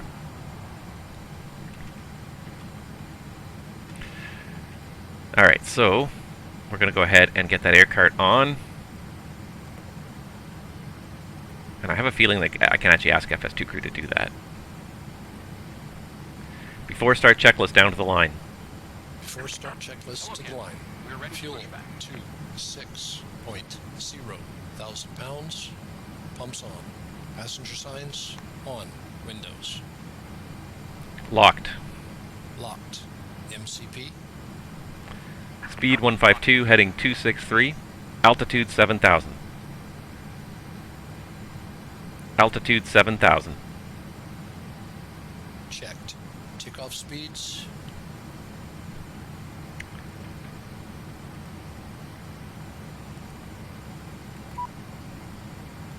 Now let's see here. V1145, VR146, V2152. Checked. CDU pre-flight. Complete. Completed. Rudder and aileron trim. Set and checked. Taxi and takeoff briefing. Complete. Are you sure? Before start checklist completed to the line. I keep on forgetting to ask him any questions. Before start checklist below the line. Flight deck door closed and locked. Anti-collision light on. Before start checklist complete. Alright. And, alright, we've got the, sounds like we've got the air on. Yep, that looks like the ground start air there hooked up. So it says always start the engine 1 first, which is funny the way that they've modeled this, because if that's what the airline wants, then you would not hook up this cart on this side of the airplane. You'd hook it up over here where the guy who has to unhook it and pull it away is not anywhere close to the one running engine. So we're going to assume it was parked over on this side correctly, and you would review that with your ramp crew. I find that funny that PMDG actually did that, because they're usually pretty meticulous, detail-oriented guys, so for them to actually have that incorrect, it's pretty funny. Alright, so again we go to the checklist really quickly here, and it's very simple. Engine number 1 must be started first. When cleared to start, APU bleed air switch off, and then engine number 1 start accomplished using normal start procedures. So APU bleed switch is in fact off, and we can go ahead and do the normal start. Start sequence is 1 then 2. Check. Start engine 1. Starting 1. We now request your full attention as the flight attendants demonstrate the safety features of this aircraft. When the seatbelt sign illuminates, you must fasten your seatbelt. Insert the flat metal clip to the buckle and pull the loosen strap to tighten it up. To release your seatbelt, lift the Alright, looks like we got some We suggest that you keep your seatbelt fastened. rotation, looking good. There are several emergency exits on this aircraft, 2 forward, 2 aft, and 2 over each wing. Please take a moment to locate the exit nearest you. In some cases, the exit may be behind you. Fuel on. If we need to evacuate the aircraft, floor level sliding will guide you towards the exit. Doors can be opened by moving the handle in the direction of the arrow. Each door is equipped with an inflatable slide, which may also be attached and used as a life raft. Oxygen and air pressures are always being monitored. In the event of a decompression, an oxygen mask will automatically appear in front of you. To start the flow of oxygen, pull the mask. I wonder if that requirement to start engine 1 first is perhaps because of some of the electrical requirements, because you can't cross the buses between the number 1 and number 2 side. I wonder if that might have something to do with it. It also could have to do with the design of the ducts. The way the ducts are designed, it gets better air pressure into the number 1 side. That's the case on our aircraft. The ducts are designed that you actually start number 2 first off the air cart, because just the ducts are more pointed in that direction. It's a straighter line, you get better airflow. Okay, so now we got this non-standard situation, so we're going to go ahead and get the number 1 generator on. Good, we got that. And then we can go ahead and say cockpit to ground. Cockpit to ground. Go ahead. Please disconnect external power. Roger. Disconnecting the GPU. I have a feeling there's probably a voice command that will release the air cart, but I don't know what it is, so we're just going to go ahead and disconnect it that way. We remind you that this is a non-smoking flight. Tampering with, disabling, or destroying the smoking And once the ground power is gone, You will find this and all other safety information in the card located in the seat pocket in front of you. We strongly suggest you read it before takeoff. If you have any questions, please don't hesitate to then we ask can one go of our menu members. We wish and you remove the all chocks. an enjoyable flight. Departure check completed. Bypass pin inserted. Captain, the GPU is disconnected. Thank you. Commencing push. All engines clear. Start and will. I really should be communicating with the ground controller about doing the cross-bleed start, but I don't want to confuse the issue. Ah, it's still connected. Drive away, buddy, drive away! Oh, the funny stuff you see in the flight sim. So much of it is so well done for immersion, and you just get silly little things where people it's just things that have not ever really been considered as working together. Things that have never been tested together, and it's just funny.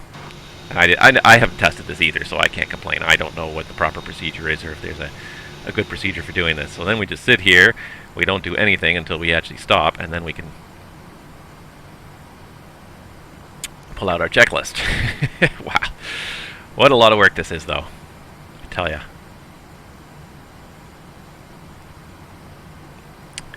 And just watching this, I hope you guys all appreciate how nice and easy having an APU that works is. Because those days when it doesn't work, oh my god. What a pain. Alright. Where is he going to stop us here? Just on there? See, and they probably wouldn't, they wouldn't like the crossbleed here, because there'd be gates parked behind us. They'd actually want us to face the other way and do the crossbleed facing the other way. I wasn't really thinking about that fact, so. Waiting your confirmation for good engine start. Yeah, we're going to go ahead and tell you it's good. Go ahead and disconnect the tug. We don't want them around when we're running up the engines to 40% in case the airplane does start to slip at all, so we'll get rid of the ground guys, then we'll do the crossbleed start here. Where are you? There you are, buddy. Do your thing. Sorry it's taken so long. I know you're waiting for me, and thank you for your patience. I just figured this was something new and different to try. I have not done in the PMDG 737 air cart starts. So I thought, what the hell, like I'd demonstrate a little bit of how to do them, and just something a little different than what we're normally doing, because we're always doing kind of the same thing. It's starting to feel a little bit repetitive, so I thought I'd change it up a little bit with the air cart starts, but obviously this adds quite a lot of additional time to the whole start process. Alright, so you guys are good. Can we start engine 2? Very good. Alright, hold on, let's get it here. Alright, so engine crossbleed start. Prior to using this procedure, ensure the area to the rear is clear. So like I said, in reality we probably should have pushed with the tail facing the other way so we're blowing down the empty alley instead towards the gates, but there's no one parked behind us, so we're okay. Engine bleed switches are on. APU bleed switches off. Pack switches are off. Isolation valve is in auto. Ensures bleed air supply for engine start. Engine thrust lever advance to 30 psi, non-operating engine start. Alright, so we're going to advance till we get 30 psi.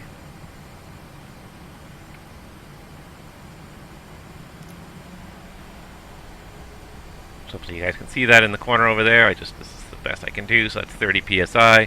And then we can go ahead and say, start engine 2. Starting 2.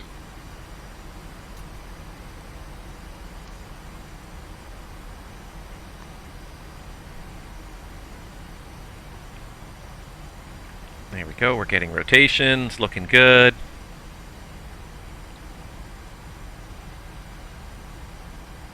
It took a ton of extra fuel, thanks. I'm worse than Friday Night Ops. Alright, 22, we're almost there, we'll be taxiing in about probably 4 minutes here. 25, yeah. Aviation, nothing happens quickly, and especially when things are not working properly. Nothing happens quickly in aviation. That's one thing you learn. Everyone wants you to move quickly, but they don't want you to move quickly. They don't want you to rush to the point where safety's ever compromised, so. And that's the thing, when you're doing these cross-bleed starts, like, you need to make sure the airplane is clear, the ground equipment, ground personnel are all clear. That's part of why it takes so long. You can't do it during the pushback. You have to be sitting stationary, so it just adds an extra couple of minutes that you otherwise wouldn't need in the process. It's not hard, just tedious and slow. Is it still flashing? Did I not turn my flight director back on? Starter cut out.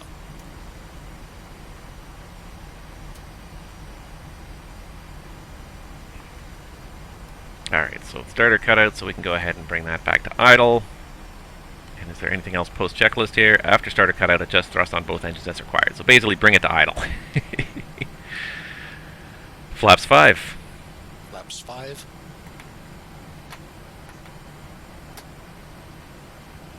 It's unusual for that generator to be off the bus, so let's get it on there properly now. We got everything on, I think, now.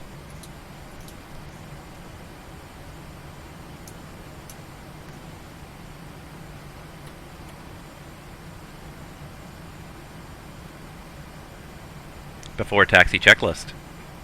Before taxi checklist, generators on, probe heat on, anti-ice off, isolation valve auto, engine start switches continuous, recall checked, auto brake, RTO, engine start levers, Idle detent. flight controls.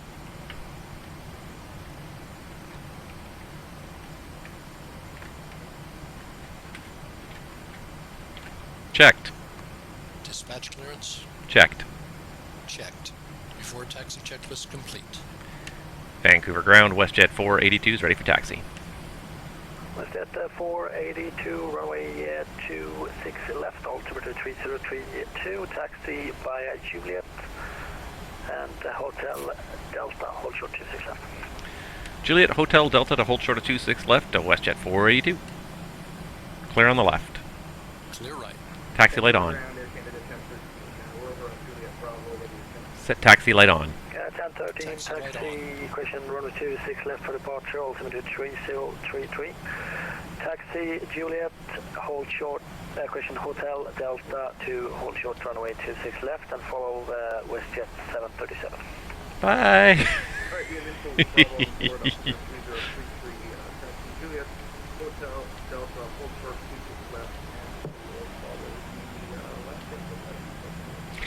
Sorry it took us so long to get going. Even though it's a short flight, I still... Okay, 427 will be to departure traffic, taxi on Juliet before you can go in. Is the gate 42 okay for you? Gate 42 is fine, and we're holding short Juliet. We'll watch for the traffic taxi. So yeah, definitely any turn in the airline industry you should bank on 30 minutes at a minimum. Larger aircraft will usually need more than that even. And yeah, the pre-flight half an hour, and again, the airtime was short, but like the ground time you still need to at least to give it a half an hour for that Vancouver Victoria leg. So I figured we were not going to depart Vancouver till at least 90 minutes after the stream started. That was my... A320 has crossed from left to right. That's my guess anyway. That was my best guess anyways, but... Alright, so Juliet, Hotel, and Delta. And what I didn't do as well all that time was I didn't update the ATIS. Let's just see what the ATIS has to say. The information, Bravo. Altimeter still 3032. 9 degrees. Yeah, looking good still. Alright, we're ready for leg 2.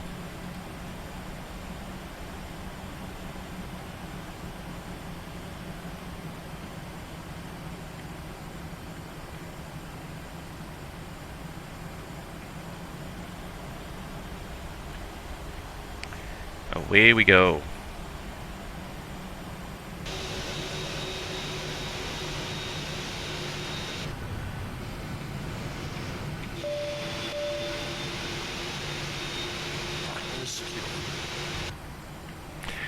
Well, one thing I will say about this stream, and I'm enjoying it, is I haven't seen this much ATC online in a long time. Not during my streams anyways, and I haven't seen this much traffic around during my streams either. Airplanes coming and going every which way, and not just you being, you know, involved with the flight, but even just other people just coming and going. It's so nice to see other traffic out there. And then there's still these errant, I don't know why those are in there. I have to really try and fix those. There's a few errant jet bridges over there. I'm not going to look at them. Too distracting. What do you think about the 372? I always feel like I'm always taxiing super fast in the 37 because it's so close to the ground. You always feel like you're going faster than you are. Feels like you're going 20 knots when you're only going like 12.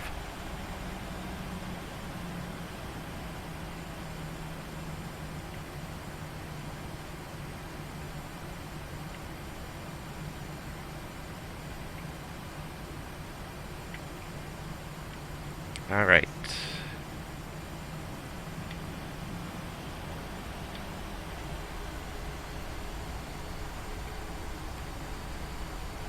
Vancouver ground. It looks like a bit of disparity between my charts and the FS Dream Team scenery here, so it looks like I'm taxiing into gate 40. That's okay. That's Canada 47. Canada 47, no problem at all. Taxi to gate 43 now. That's one thing that I think I kind of wish FS Dream Team would do, is I wish they would update their Vancouver. Not a huge update, but just change the gate numbers to match. I don't know if that's really as small a deal as I think it is. It might be a bigger deal than I think it is, but I would think it's not a huge deal to change just the gate numbers alone, because you just have to change the numbers on the signs and on the pavement, and then the gates are changed. So I would think that's something that should be doable without a whole lot of effort, because it's very frustrating. A lot of people come up against this, and I kind of understand it a little bit from FS Dream Team's perspective. This Vancouver they built is frozen in time. It's not being continually updated. It is basically, it's a snapshot of the airport at the time that they made the scenery, which was, I think, a good 6 or 7 years ago. How much obligation do they really have to keep stuff up to date? And the answer is I don't think they really do have a lot of obligation, but I would think that changing gate numbers would be something they could hopefully do without a whole lot of effort.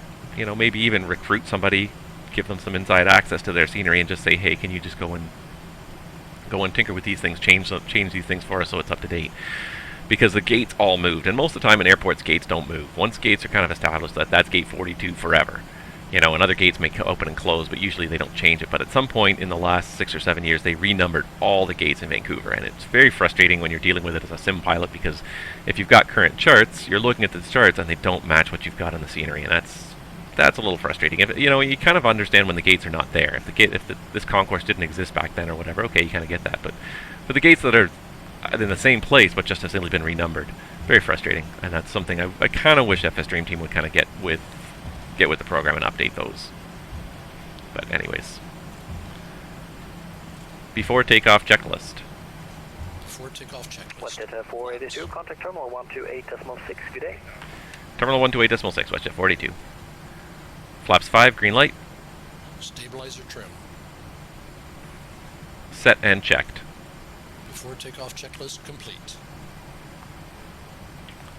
Swap com 1. Roger.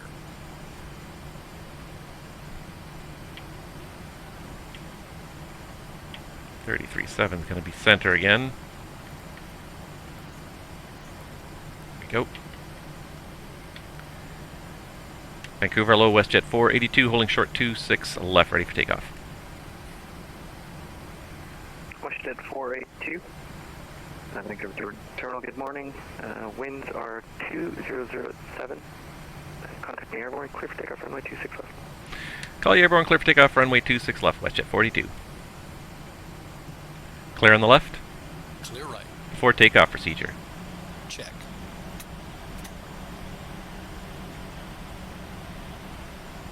I don't know if I trust that he actually looked to the right, so we should probably look as well. Auto throttle's coming back on. If I can get the bloody switch to switch, there it is. Ready to go.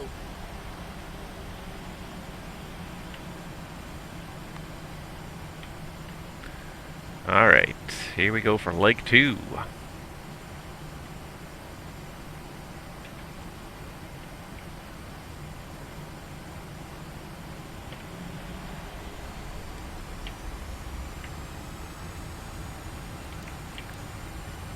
Set takeoff thrust.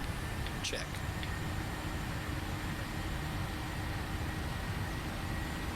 Thrust set. Vancouver terminal, Canada Centre, holding short on 6 left. 80 knots. Check. Canada 1013, caution jet plus departing traffic, line up runway 26 left. Line up complete, runway 26 left.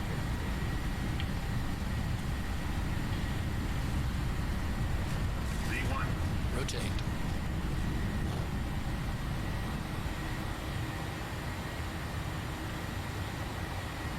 Positive rate.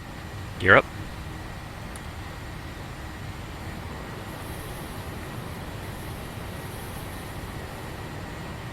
Select, heading select. Heading select.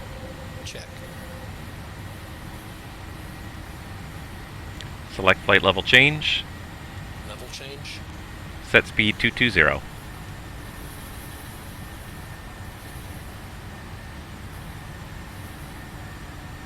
Speed 220, set.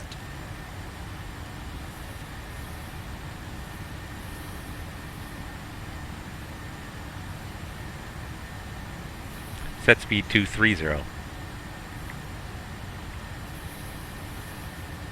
Speed 230, set. Flaps 1. Flaps 1.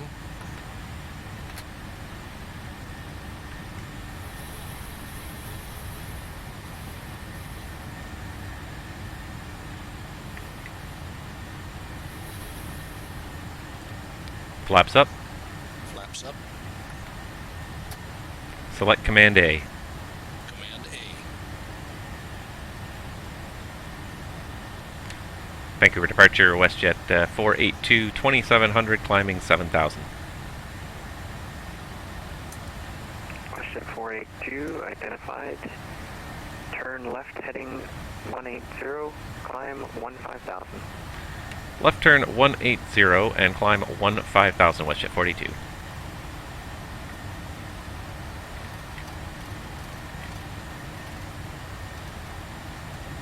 Heading 180 and 15,000 feet set. After takeoff checklist. After takeoff checklist. Engine bleeds, on, packs, auto, landing gear, up and off, flaps, up, no lights. After takeoff checklist complete.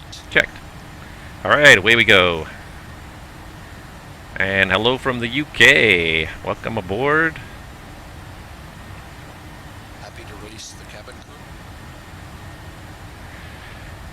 Air Canada 1013, contact me airborne. No. Winds 2007. We're going to wait until we get through this cloud deck here. Contact when airborne. I think almost everybody watching is probably a VATSIM pilot. Most of them are VATSIM pilots anyways. And yeah, I wonder if they just do it. Somebody's just changing gate numbers constantly to earn their keep, justify their existence in the Vancouver Airport Authority sometimes. WestJet 482, turn left direct at 6 on course. A left turn direct to add 6. A left turn direct to add 6 on course, WestJet 42.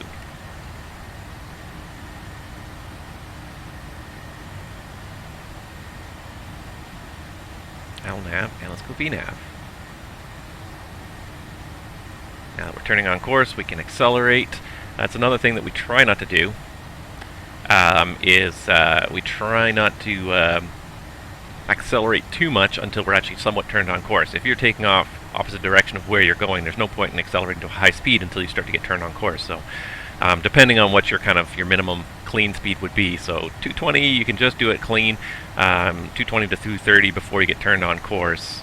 And then when you get turned on course, then you can accelerate to full speed. But there's no point in going fast in the wrong direction, because the other thing too is that if you're going faster, you're probably not climbing as quickly. And most of the time, it's altitude that ATC is looking for to get you turned on course.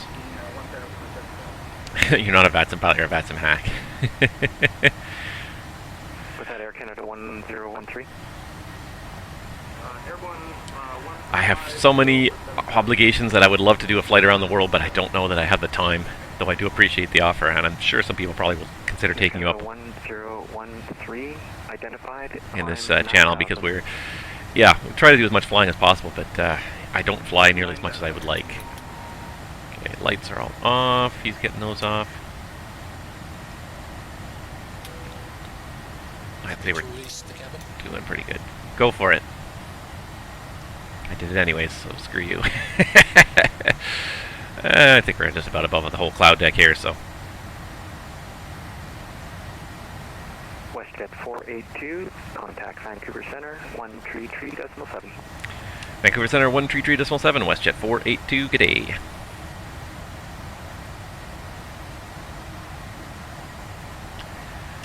Vancouver Centre, hello again, WestJet 42, 11,200, climbing a 15,000, direct to add 6.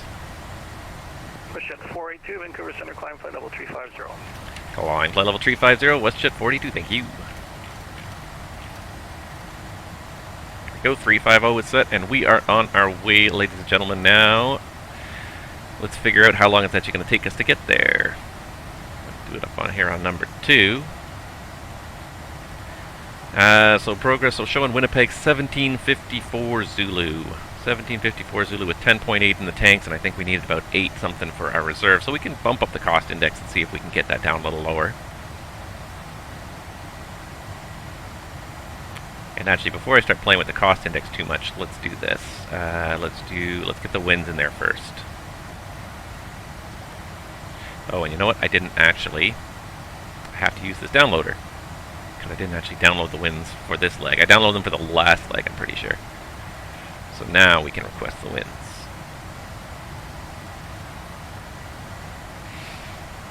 It's still, I think it's a really neat feature the way PMDG has that built in, and you can basically, if you download it quickly before the flight, it's there sitting on your computer. You can request the winds.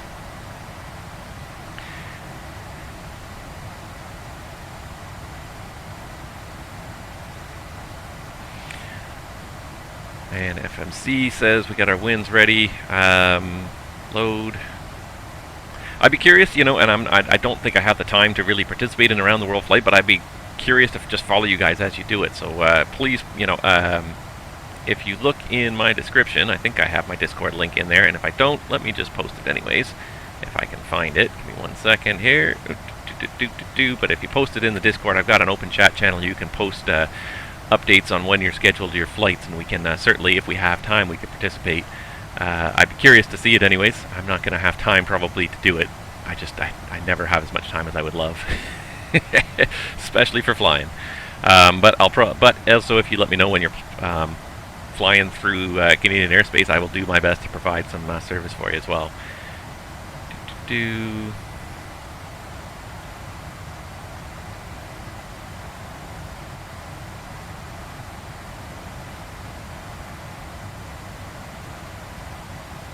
If I put it into, sorry, I was just making sure I had this here, so let me just put it in there. There you go.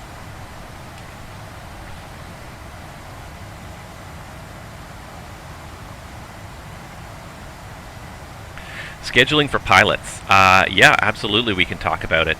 Yeah, so hop on my Discord, and if you want to, you can send a message to individual FIRs. If you let me know when you're flying in my Discord through Canada, like I said, I'll do my best to provide ATC for you on the way whenever it fits into my schedule. I don't always guarantee I'll be able to do it. Obviously, you know, we all have lives. Not that I have much of a life these days, but yeah, I would gladly provide whatever ATC I can. I'm always happy to certainly provide some good service, and knowing that there's pilots on there that want the service and are ready for the service, I'm absolutely happy to provide that. Yeah, absolutely. Join the Discord. You can post things in the general chat channel, and you can absolutely post an invitation to what you're doing there. The only thing I'll say is just please be respectful with whatever you do in my Discord. I've already kicked one person out for saying for having an inappropriate tagline. I don't want to spend a lot of time policing it, and if I have to spend a lot of time policing my Discord, I'll just shut it down again. And it's not that I want to, but I also just don't have the time or willpower to spend a lot of time committing to policing it. So as long as you guys keep the conversations respectful, then I have no problem having to talk. Go ahead and do whatever you want. No, sorry, I was talking about the group flight. As far as pilot scheduling, well, pilot scheduling is probably one of the most complicated things about running an airline, I have to say. Pilot scheduling is absolutely redonkulous. And when you start to think about what is involved in scheduling pilots, you start to understand the scope of what a company is dealing with. Even a company that just has a dozen or so pilots.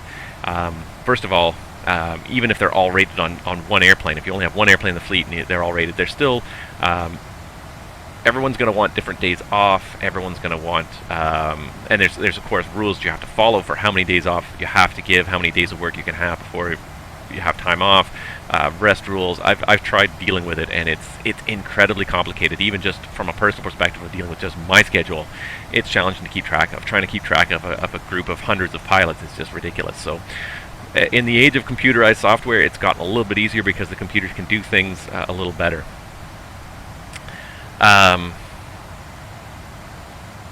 Sweet, thank you.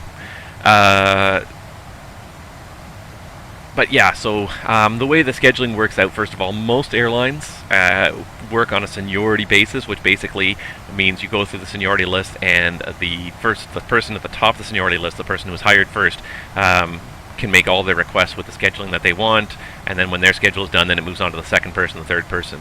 There is a second form of bidding that some airlines use. It's not very common, but it is used, and it's called social bidding, preferential bidding. It's got different names, and basically what you'll do is everyone is treated more or less as an equal, and so everyone gets a set number of points at the start of the month to do with their bid, and they can assign a certain number of points. So everyone gets like 1,000 points, and you can set a certain number of points to different things that you want. So if you really want this day off and nothing else, you don't care about anything else in life but this one day off in a month, you can assign 1,000 points to that, and the computer will generally try to give everybody their highest rank thing first, and then we'll try to then what am I trying to say here? Try to meet as many people's requests with the highest scores. So if you only put 50 points towards something out of 1,000, you're not going to get very likely that's going to happen. But if the computer could do it, it will. But it's going to look at those things, people bidding 50 points last. It's going to try and treat everyone who bids 1,000 point equally. Thanks for following. Thank you. I appreciate that, and I'm glad you think it's a friendly channel. This is probably the most chatting I've had go on in this group for a while. So yeah, so scheduling in an airline is usually done on a monthly basis. So usually like somewhere about the 10th of the month before. So for example, for June, around about the 10th of May, the bid would open up, and you'd have about a week to go ahead into the computer system and put in your bids of what you want. And then, so which days off do you want? Do you want to fly through certain airports, have layovers at certain places? Do you want to bid certain trips? Before the bid even opens, they'll have a whole group of trips assembled. So they'll have a trip package where all the trips that have to be done throughout the month are put together. All the flights are combined into different trips of different lengths. So they'll put things together into realistic work days with then a layover in between, then another realistic work day. So you don't get to pick the individual flight numbers. What you usually get to pick is the whole trip. So if you want this trip, if you want to have a layover in Winnipeg or whatever, then you've got to do the flights that come before it and the flights that come after it. Thanks, Captain Con. You have a good day too. So then, yeah, when you start bidding, you'll be able to look at that package, see the trips that are available, and depending on the software we had at the last company, when you put in all your bid options, it would kind of rank all the pairings, all the trips that were there. And it would show you which ones you know, based on what you bid for, which ones were in order with the ones you wanted. Now, of course, if they were already taken by somebody senior to you by the time the computer got to you, then of course you wouldn't get it, but at least it would give you an idea of where you were. So if you knew you were halfway down the list, you wouldn't probably have to look more than halfway through your schedule, halfway through the list of all those pairings ordered by your bids to find out what you were going to get. So you can have a good sense of what you're going to get, but it's so complicated. There's so many rules. There's requirements for you to have so many days off work every so many days of work. So it used to be pretty easy in Canada. It was one of two rules. It was either you needed 36 hours off out of every 7 days, or you needed 3 days off out of every 17 days. So you could work 14 days straight and then get 3 days off. You had to have one of those two combinations to get some days off work. But there's also other requirements based on contracts. So like how many days off a month are you guaranteed? Are you guaranteed 10, 11, 12 days off a month? Different contracts will have different stipulations. So you may or may not, you may get more than the minimum if you can get the right number of hours. Basically, the airlines try to work everyone equally, so they add up the number of hours that everyone is supposed to work in a month, and they have kind of a target window. Usually it's in a range of 80 to 90 hours of work, of flight hours in a month, and that's pretty much the equivalent of working a 40-hour work week. If you can do that in 10 days, then you'll get 20 days off. So if you're doing long-haul flying, you'll probably get more days off because you'll get those hours in really quickly. You'll do a 10-hour day, and then you only need to do 8 of those days, and your whole month is covered right there. Whereas if you're doing regional flying and you're only doing 3 or 4 hours a day, then you're probably going to have to fly the full 20 days a month. You won't get any extra days off. So lots of people, you learn to game the system after a while and figure out ways to make sure that they maximize their days off, whether it be bidding for certain combinations of days off or certain combinations of pairings that always result in extra days off. There's all sorts of the scheduling in airlines is just unbelievably complicated. I would never want to deal with it. I know people in the crew planning departments, and it's a ridiculous amount of effort that goes into it, and it's so ridiculously complicated. Then you get pilots that come back and complain about it afterwards, like, hey, well, why didn't I get what I bid for? Why did this person get that? And it's there's so many things that go into the calculations the computers are doing. It's not just looking at what you want, but also making sure there's enough people working every day. So if you're kind of in the bottom half of the list, even though the pairing may not be gone, the computer may need you to be working on certain days that you don't want to work on, or vice versa, because there otherwise won't be enough pilots. That they get to the last pilot on the list, and this pilot somehow has to work a combination of days that's impossible to work. Like they may have to work 20 straight days, which is not allowed by the regulations. So they have to sort of shift people around further up the list. It's so incredibly complicated.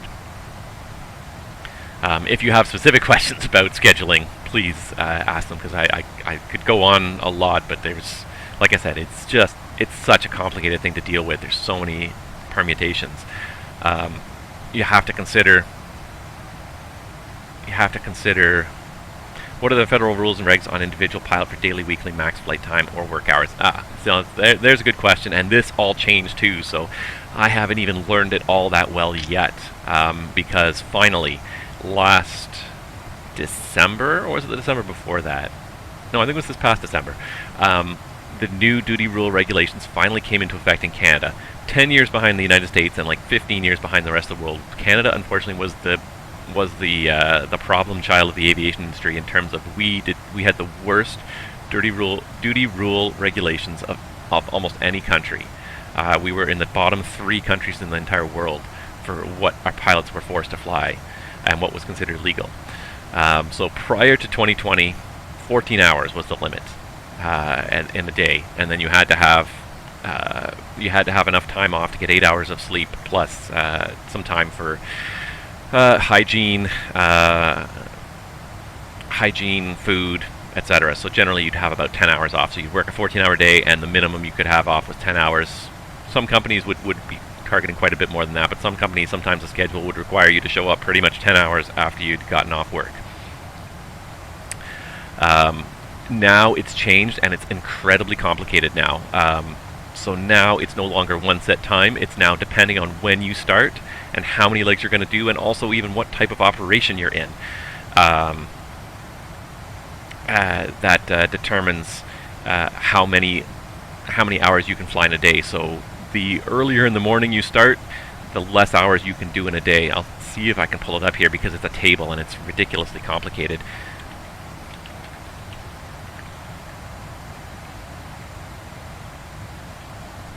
Let me see if I can find a table here, because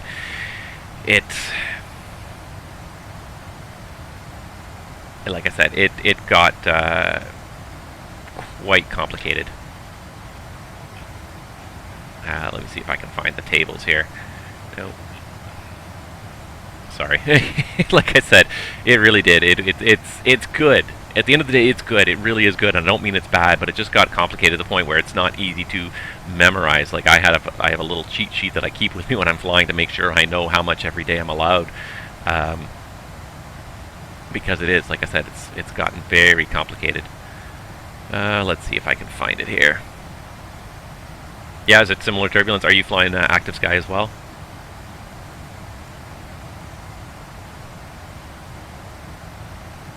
Let's see here. Highlight some changes. Okay, so here, anyways, this is just to kind of give you an idea of what it looks like now. So, and again, it even depends on how long the average length of a flight is in your company. So if you work for a company that does a lot of really tiny legs, you'll have a different one. And this is, most of the airlines in Canada will usually follow this one. So between midnight and 4 a.m., if you start your duty day between midnight and 4 a.m.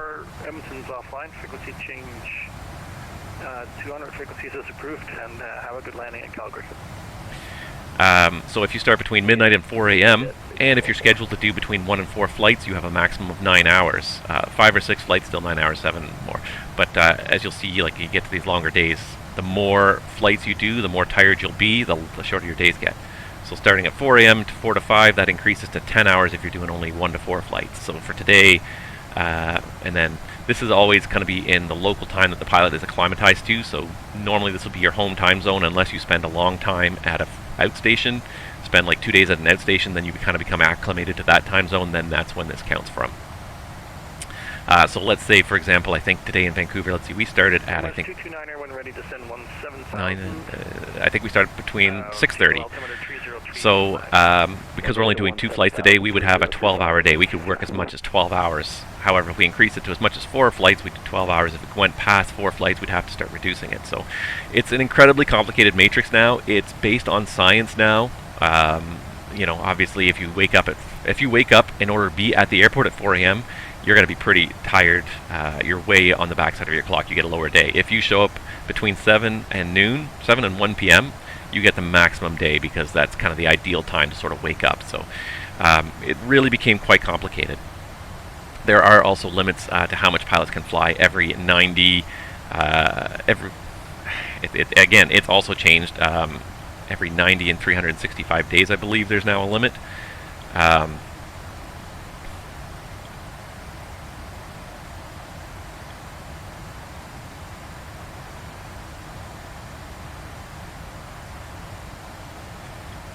I can't. 442 Edmonton offline.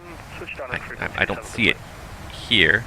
Okay, thanks for all your services. But yeah, there's also limitations to how much you can fly every year. I think it's down to 1,000 hours in a year.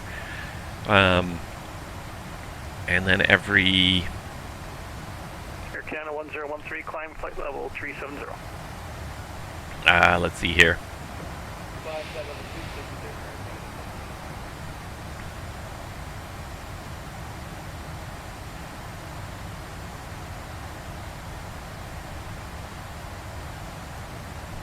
120 hours, I think it's 100 hours every 30 days. I can't find the reference now, but and 1,000 hours a year. So it's, yeah, there is quite a lot of there's quite a lot of restrictions, quite a lot of rules. One of the nice things about the computer age is that the computers and the software that the airlines use can help to keep track of these things, because it's almost impossible for a pilot to keep track of all these rules and make sure they're not violating all of them. We do our best, we absolutely try to, but they're just so many now and they're so numerous that it's almost impossible to keep track of everything. So I keep track of the more basic ones, the day-to-day and week-to-week ones, but then the yearly one, I've never come close to 1,000 hours in a year, although actually I did get to almost 900 the one year. And then, so the duty hours, the daily duty hours are not flight time, they are duty time. So they are from the time you show up, you're asked to report for duty, which is usually an hour before the flight. You're usually asked to show up to start preparing. And they go until 15 minutes after the brakes are set at the end of your last flight. So it's duty time, it's continuous. Once duty time starts, it continues all the way until 15 minutes after your last flight in the day. So it's not just flight time. If you sit around the airport for 4 hours waiting for the next flight, that's still duty time. 169 Vancouver Centre, squawking in. So yeah, that's based on duty. It's not based on flight time. The daily limit is based on how much time are you at work, required to be at work, not resting somewhere, potentially thinking about flying. That's the duty time. 169 Heavy Squawk 0723 and ident. Yeah, so that's what the chart references is the duty time. So it used to be, like I said, maximum 14 hours a day. Now it's down to a maximum of 13 hours a day in the best scenario, or 9 hours a day in the worst scenario. 6169 identified. So it is a little bit it is a little bit more difficult to kind of keep track of which one. I have that table printed and I take it with me when I'm flying, because like I said, it's complicated, and trying to remember. And especially the thing is, when you're tired at the end of a long day and you're tired, you're sitting there and you're like, what was the rule about this? What rule do I fall under today? You don't want to be trying to remember these things when you're tired. That's the worst thing, is trying to remember these this complicated rule when you're tired. So yeah, I definitely print it out, bring it with me, be aware of it. I've never really encountered too many problems with the other ones. There are duty limits to the other. There are other duty limits, like I said. There are other flight limits. So the 365, the 30-day limit, the 7-day limit, those are all flight time limits. So how much time have you actually spent flying the airplane, from the time the engines started to the times the engines went off. So that's 1,000 hours a year, the time you would actually put in your logbook.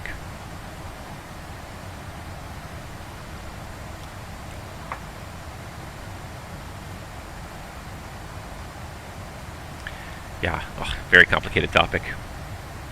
And then, of course, you can always extend your duty day. If you reach that limit, it is possible to extend your duty day beyond those limits if, for some reason, something's happened that's unforeseen, and everyone agrees that it's in the best interest to try and finish that, to exceed that limit. So, as long as everyone feels that they're alert enough, rested enough, they can exceed that limit up to another 2 hours. You know, that's more a case of like you're en route and like something happened and you had to hold for an extra half an hour. Well, now you're going to violate the duty rules through unforeseen circumstances. There was some weather or something that was not forecast. Some aircraft. Same Mach number. WestJet 482. We're indicating Mach decimal 80.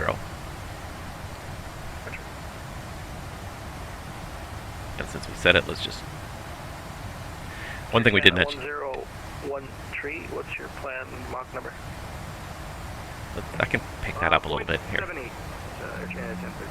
Let's pick 1013. Roger. Not above Mach decimal 78.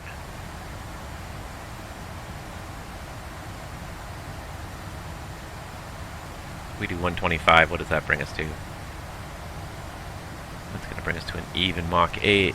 Mach 80. 1013. I'll restate that. Speed Mach decimal 78 or less. My apologies. Confirm that. Speed Mach decimal 78 or less. They're committed. Airbus will never beat a Boeing. How well do carriers follow the rules and regs and not push pilots to break the rules? That is a very, very loaded question. And I will generally say that the airlines try to follow the rules as much as possible. That being said, they will also try to push any loophole that exists in the rules. So sometimes pilots end up having to be very assertive about, no, this is not acceptable and it has to end here. Most airlines are not usually too bad about that. I have not really dealt with it too much. I have heard a few stories about people being pushed beyond a limit where they didn't feel comfortable. You know, airlines will try to push people to use that unforeseen operational circumstance extension. That to me is and always will be a personal choice, and I will accept absolutely zero outside influence on whether or not to accept that extension. It's a decision that is made.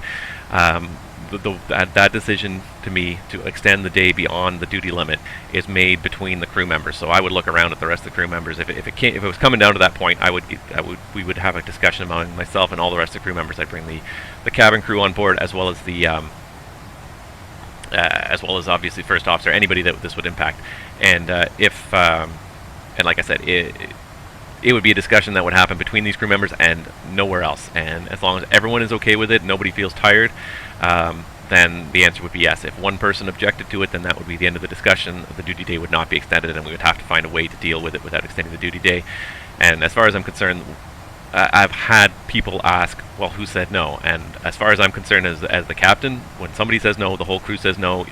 None of the company's business what person felt that they were pushing their limit. Absolutely none of the company's business. I would put up a stone wall. I say, this is the crew's decision, and if you want to talk to anybody, you talk to the captain, and that's the end of it. You don't go after one individual to try and punish them for not wanting to extend their duty day because it made it awkward for the company. If you've already gotten to that point where at the end of the duty day, you're at a 10, 11, 12, 13-hour day, first of all, if there's a reason to extend, chances are your day was already really tiring. Something went wrong that day, and it's already worn everybody out. So if people say no to the extension, that's just the end of it. It's a tough thing to sometimes stand up and say that, but sometimes the captain's got to be that voice of reason. And it's not usually, and yeah, it'll usually be like the operational managers really, they see the big picture. They really know that things need to get done a certain way. Crews really have to speak up for themselves as individual units within the company, because there's just so much going on within a big aviation company, within a big airline, that it's hard to be aware of all the individual concerns that sorry, my tablet just seemed to turn itself off here. It's hard to be aware of all the individual concerns of all the individual crews in a company. So it's important for the crews to sort of speak up for themselves. The managers will try to come up with a plan and hope that everyone's going to accept it to get it done. I hope most captains do the same thing. You know, when you take on the role of a captain, you are not just in charge of the airplane, but you are a team leader. You know, and you need to protect your team as well, as much as anything else. The team needs to have faith in you, and you need to support them and have their back whenever anything happens. And this is something that some airlines I've seen, there's not a really good team interaction between the front and the back end. Some airlines are much better at connecting the front and the back than others. Some airlines, like the pilots and the flight attendants, are two completely separate work groups that never really interface very much.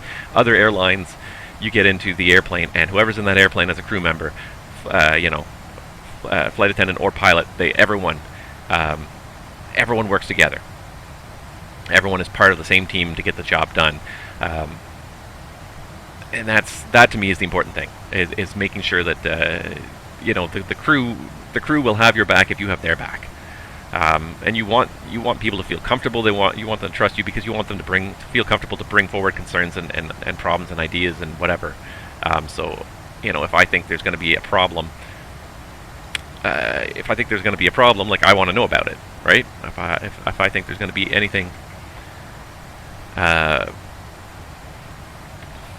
if there's going to be any kind of problem, you know, I want people to communicate openly with me, and people can't do that if they don't have trust in you and you know, believe that you've got their back. So when you have a problem, if someone says, hey, something doesn't smell right back here, something just smells a little unusual, you don't want to just be dismissive of it. You want to follow up and make sure everyone's comfortable with the outcome of whatever. You have unruly passengers. You need to make sure you've got the cabin crew's back, whatever you need.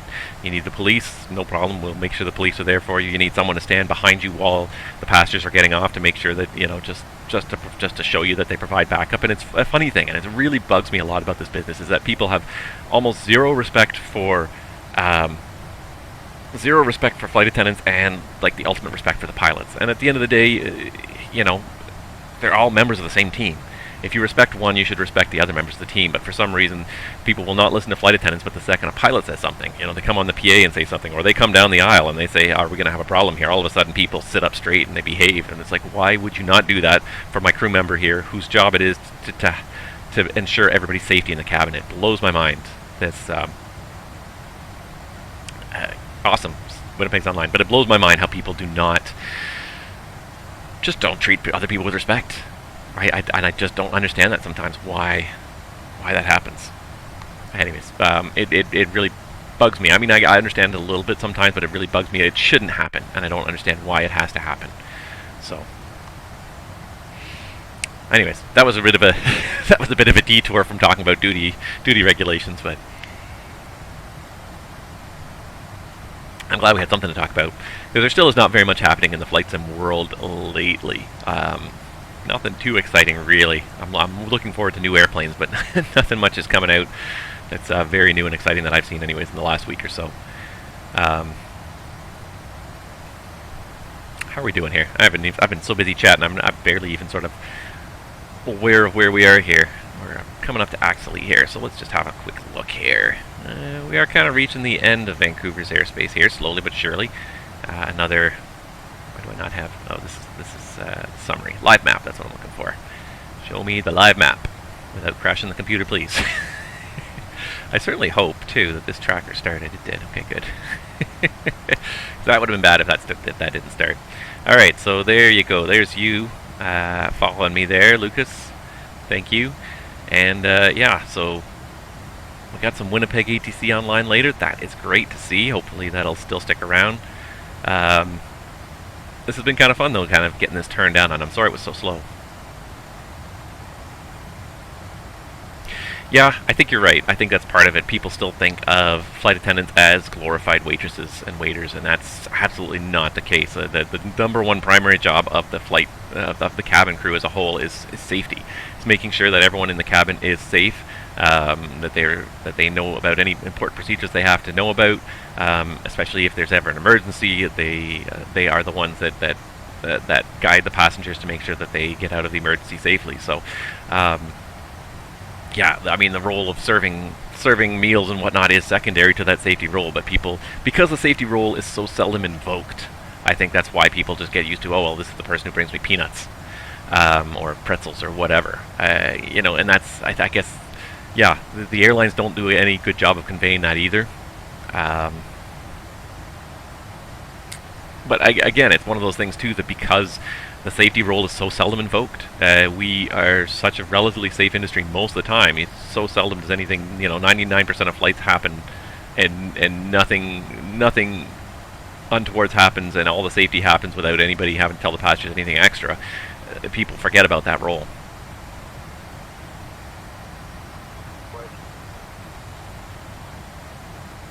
Yeah, exactly. They're not just Coke machines and cocktail waitresses. No, they have a much more important role than that. But yeah, that's the only thing people see them doing. So they assume that that's the role. I think that's part of the disconnect. The pilots are hiding in their little tiny room in the front, so nobody knows what they're doing in there. Who knows what they're doing up there? Oh yeah, no, absolutely. Same thing in Canada, interfering with any of the duties of flight crew. And I mean, I've had people removed now in the last year for refusing to wear masks, and there are procedures in place. If you can't wear one for medical reasons, there are procedures in place. But when you just come on a plane and you were wearing a mask when you came on, and then you just randomly decide halfway through the flight, no, we've called the police and had the police show up for people like that, because it's so. It's a condition of your flight on the aircraft. It's a private company technically.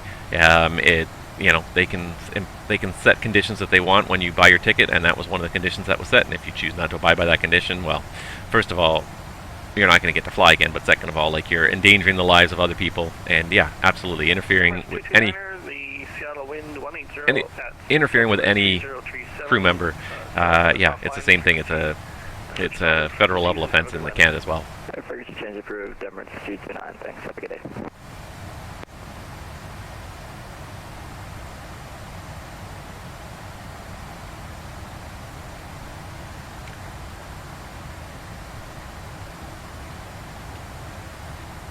Alright, one more thing I was going to do here too. Let's see if I can get this to work here. Something else that I've discovered as part of Sim Toolkit Pro recently is there's a fun little thing we can do here. If I can figure out how I turned it on again. Give me 1 second. I have a Twitch bot now. There we go. If I do this, it should join the channel. Haha!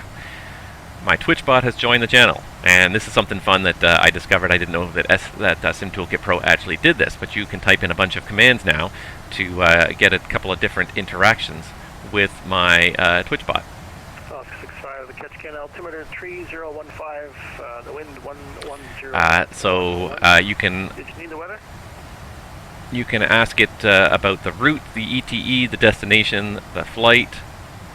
So just any of these exclamation commands, so you can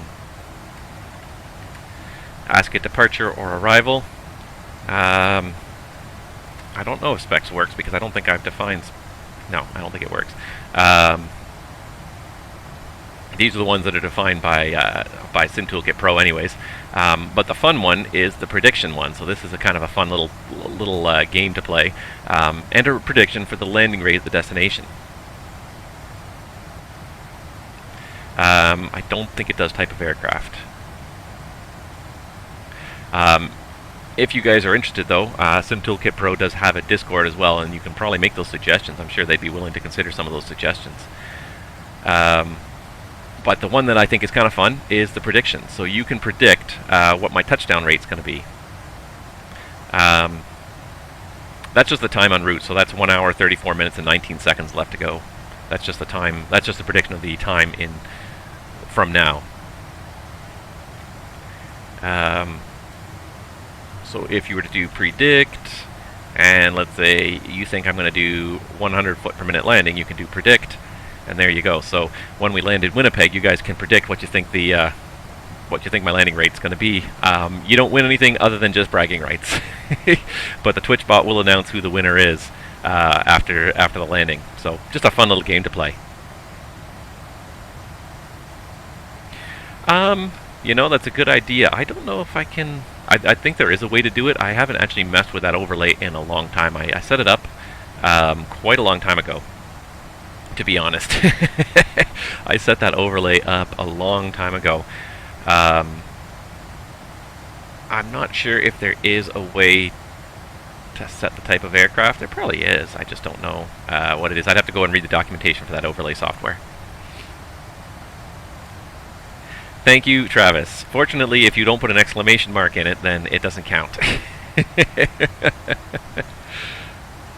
Yeah, vertical descent rate at touchdown. Yeah, you got to put an exclamation mark in front of the word predict. That makes it a command.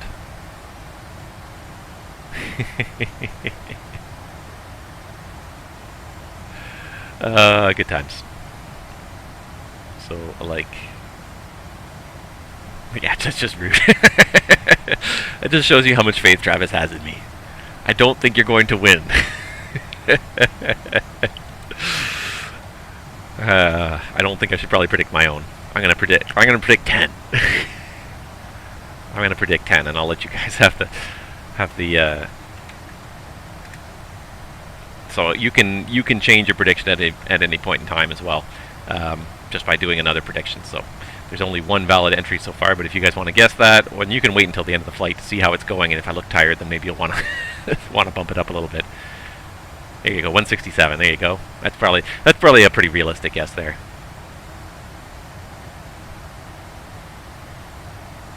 But yeah, I discovered that was a part of Sim Toolkit Pro. I don't know when they added that. They added that a little while ago, but I thought that was kind of neat. Just a few little things it does, but just kind of fun to play with. Thank you. Thank you for having a little bit more faith in me. And then I think there's a way, I think there's a command. I think entries will show us all the entries. Nope. Is there something? I thought there was. I thought there was a command. Command to list current entries. Did I type it wrong? Doesn't seem to work. Oh well. Free software, what are you going to do? Maximum vertical ascent and descent rates. I would say there is no maximum. Whatever keeps the passengers reasonably comfortable. So generally a deck angle up of like 15 degrees would be pretty much the limit you'd ever want to get to. Down, 10 degrees, 15 degrees. There's no limits though. You can do whatever you have to do. Mostly it's usually limited by performance. I mean, there is an expectation from ATC normally. For jets, normally the expectation is that for a descent, you're going to normally descend at 2,000 feet per minute. For props, the expectation is 1,000 feet per minute. If you're going to do less of that, then you should be telling ATC. Climb rates, the expectation is normally you're going to climb at least 1,000 feet per minute for a jet, 500 feet per minute for a prop. That's the expectation as a minimum. If you're going to do less than that, then again, you should be advising ATC. That being said, most people don't unless it really becomes an issue. ATC will usually kind of prompt you to if they see a slow climb rate that's going to interfere with their plans down the road.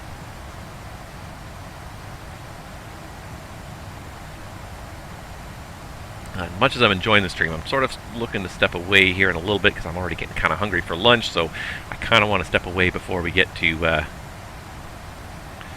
too far into this flight. So Vancouver's going to hand us off very soon to Unicom. When we do that, I'll probably step away for about 20 minutes or so, get myself something to eat, and make sure that I'm well nourished and I'm not running out of energy for that landing.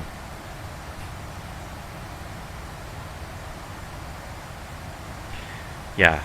There's no hard set vertical limits for airliners. I don't believe I've ever read one in a. Okay, WestJet 482, Edmonton offline. For startup frequencies, have a great rest of your flight to Winnipeg. All right, thank you very much for the service. Off to Unicom, WestJet 482. Have yourself a good day. To Rob. Air Canada 1013, Edmonton offline. Switch to on-route frequencies. Bye bye.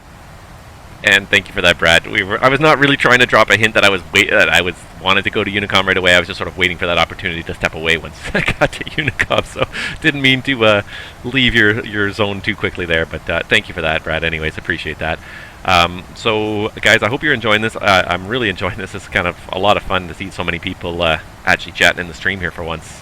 And thank you, Brad, for the ATC service. I do appreciate that. I haven't gotten good ATC on one of these streams in quite some time. So I do appreciate the ATC. Thanks to you. Thanks to Dave. And I didn't see who was on ground there, but I appreciate you guys all being there. It's so rare that I've gotten some ATC. Yes, he was our center controller. Listening to our conversation about when are we going to get to Unicom?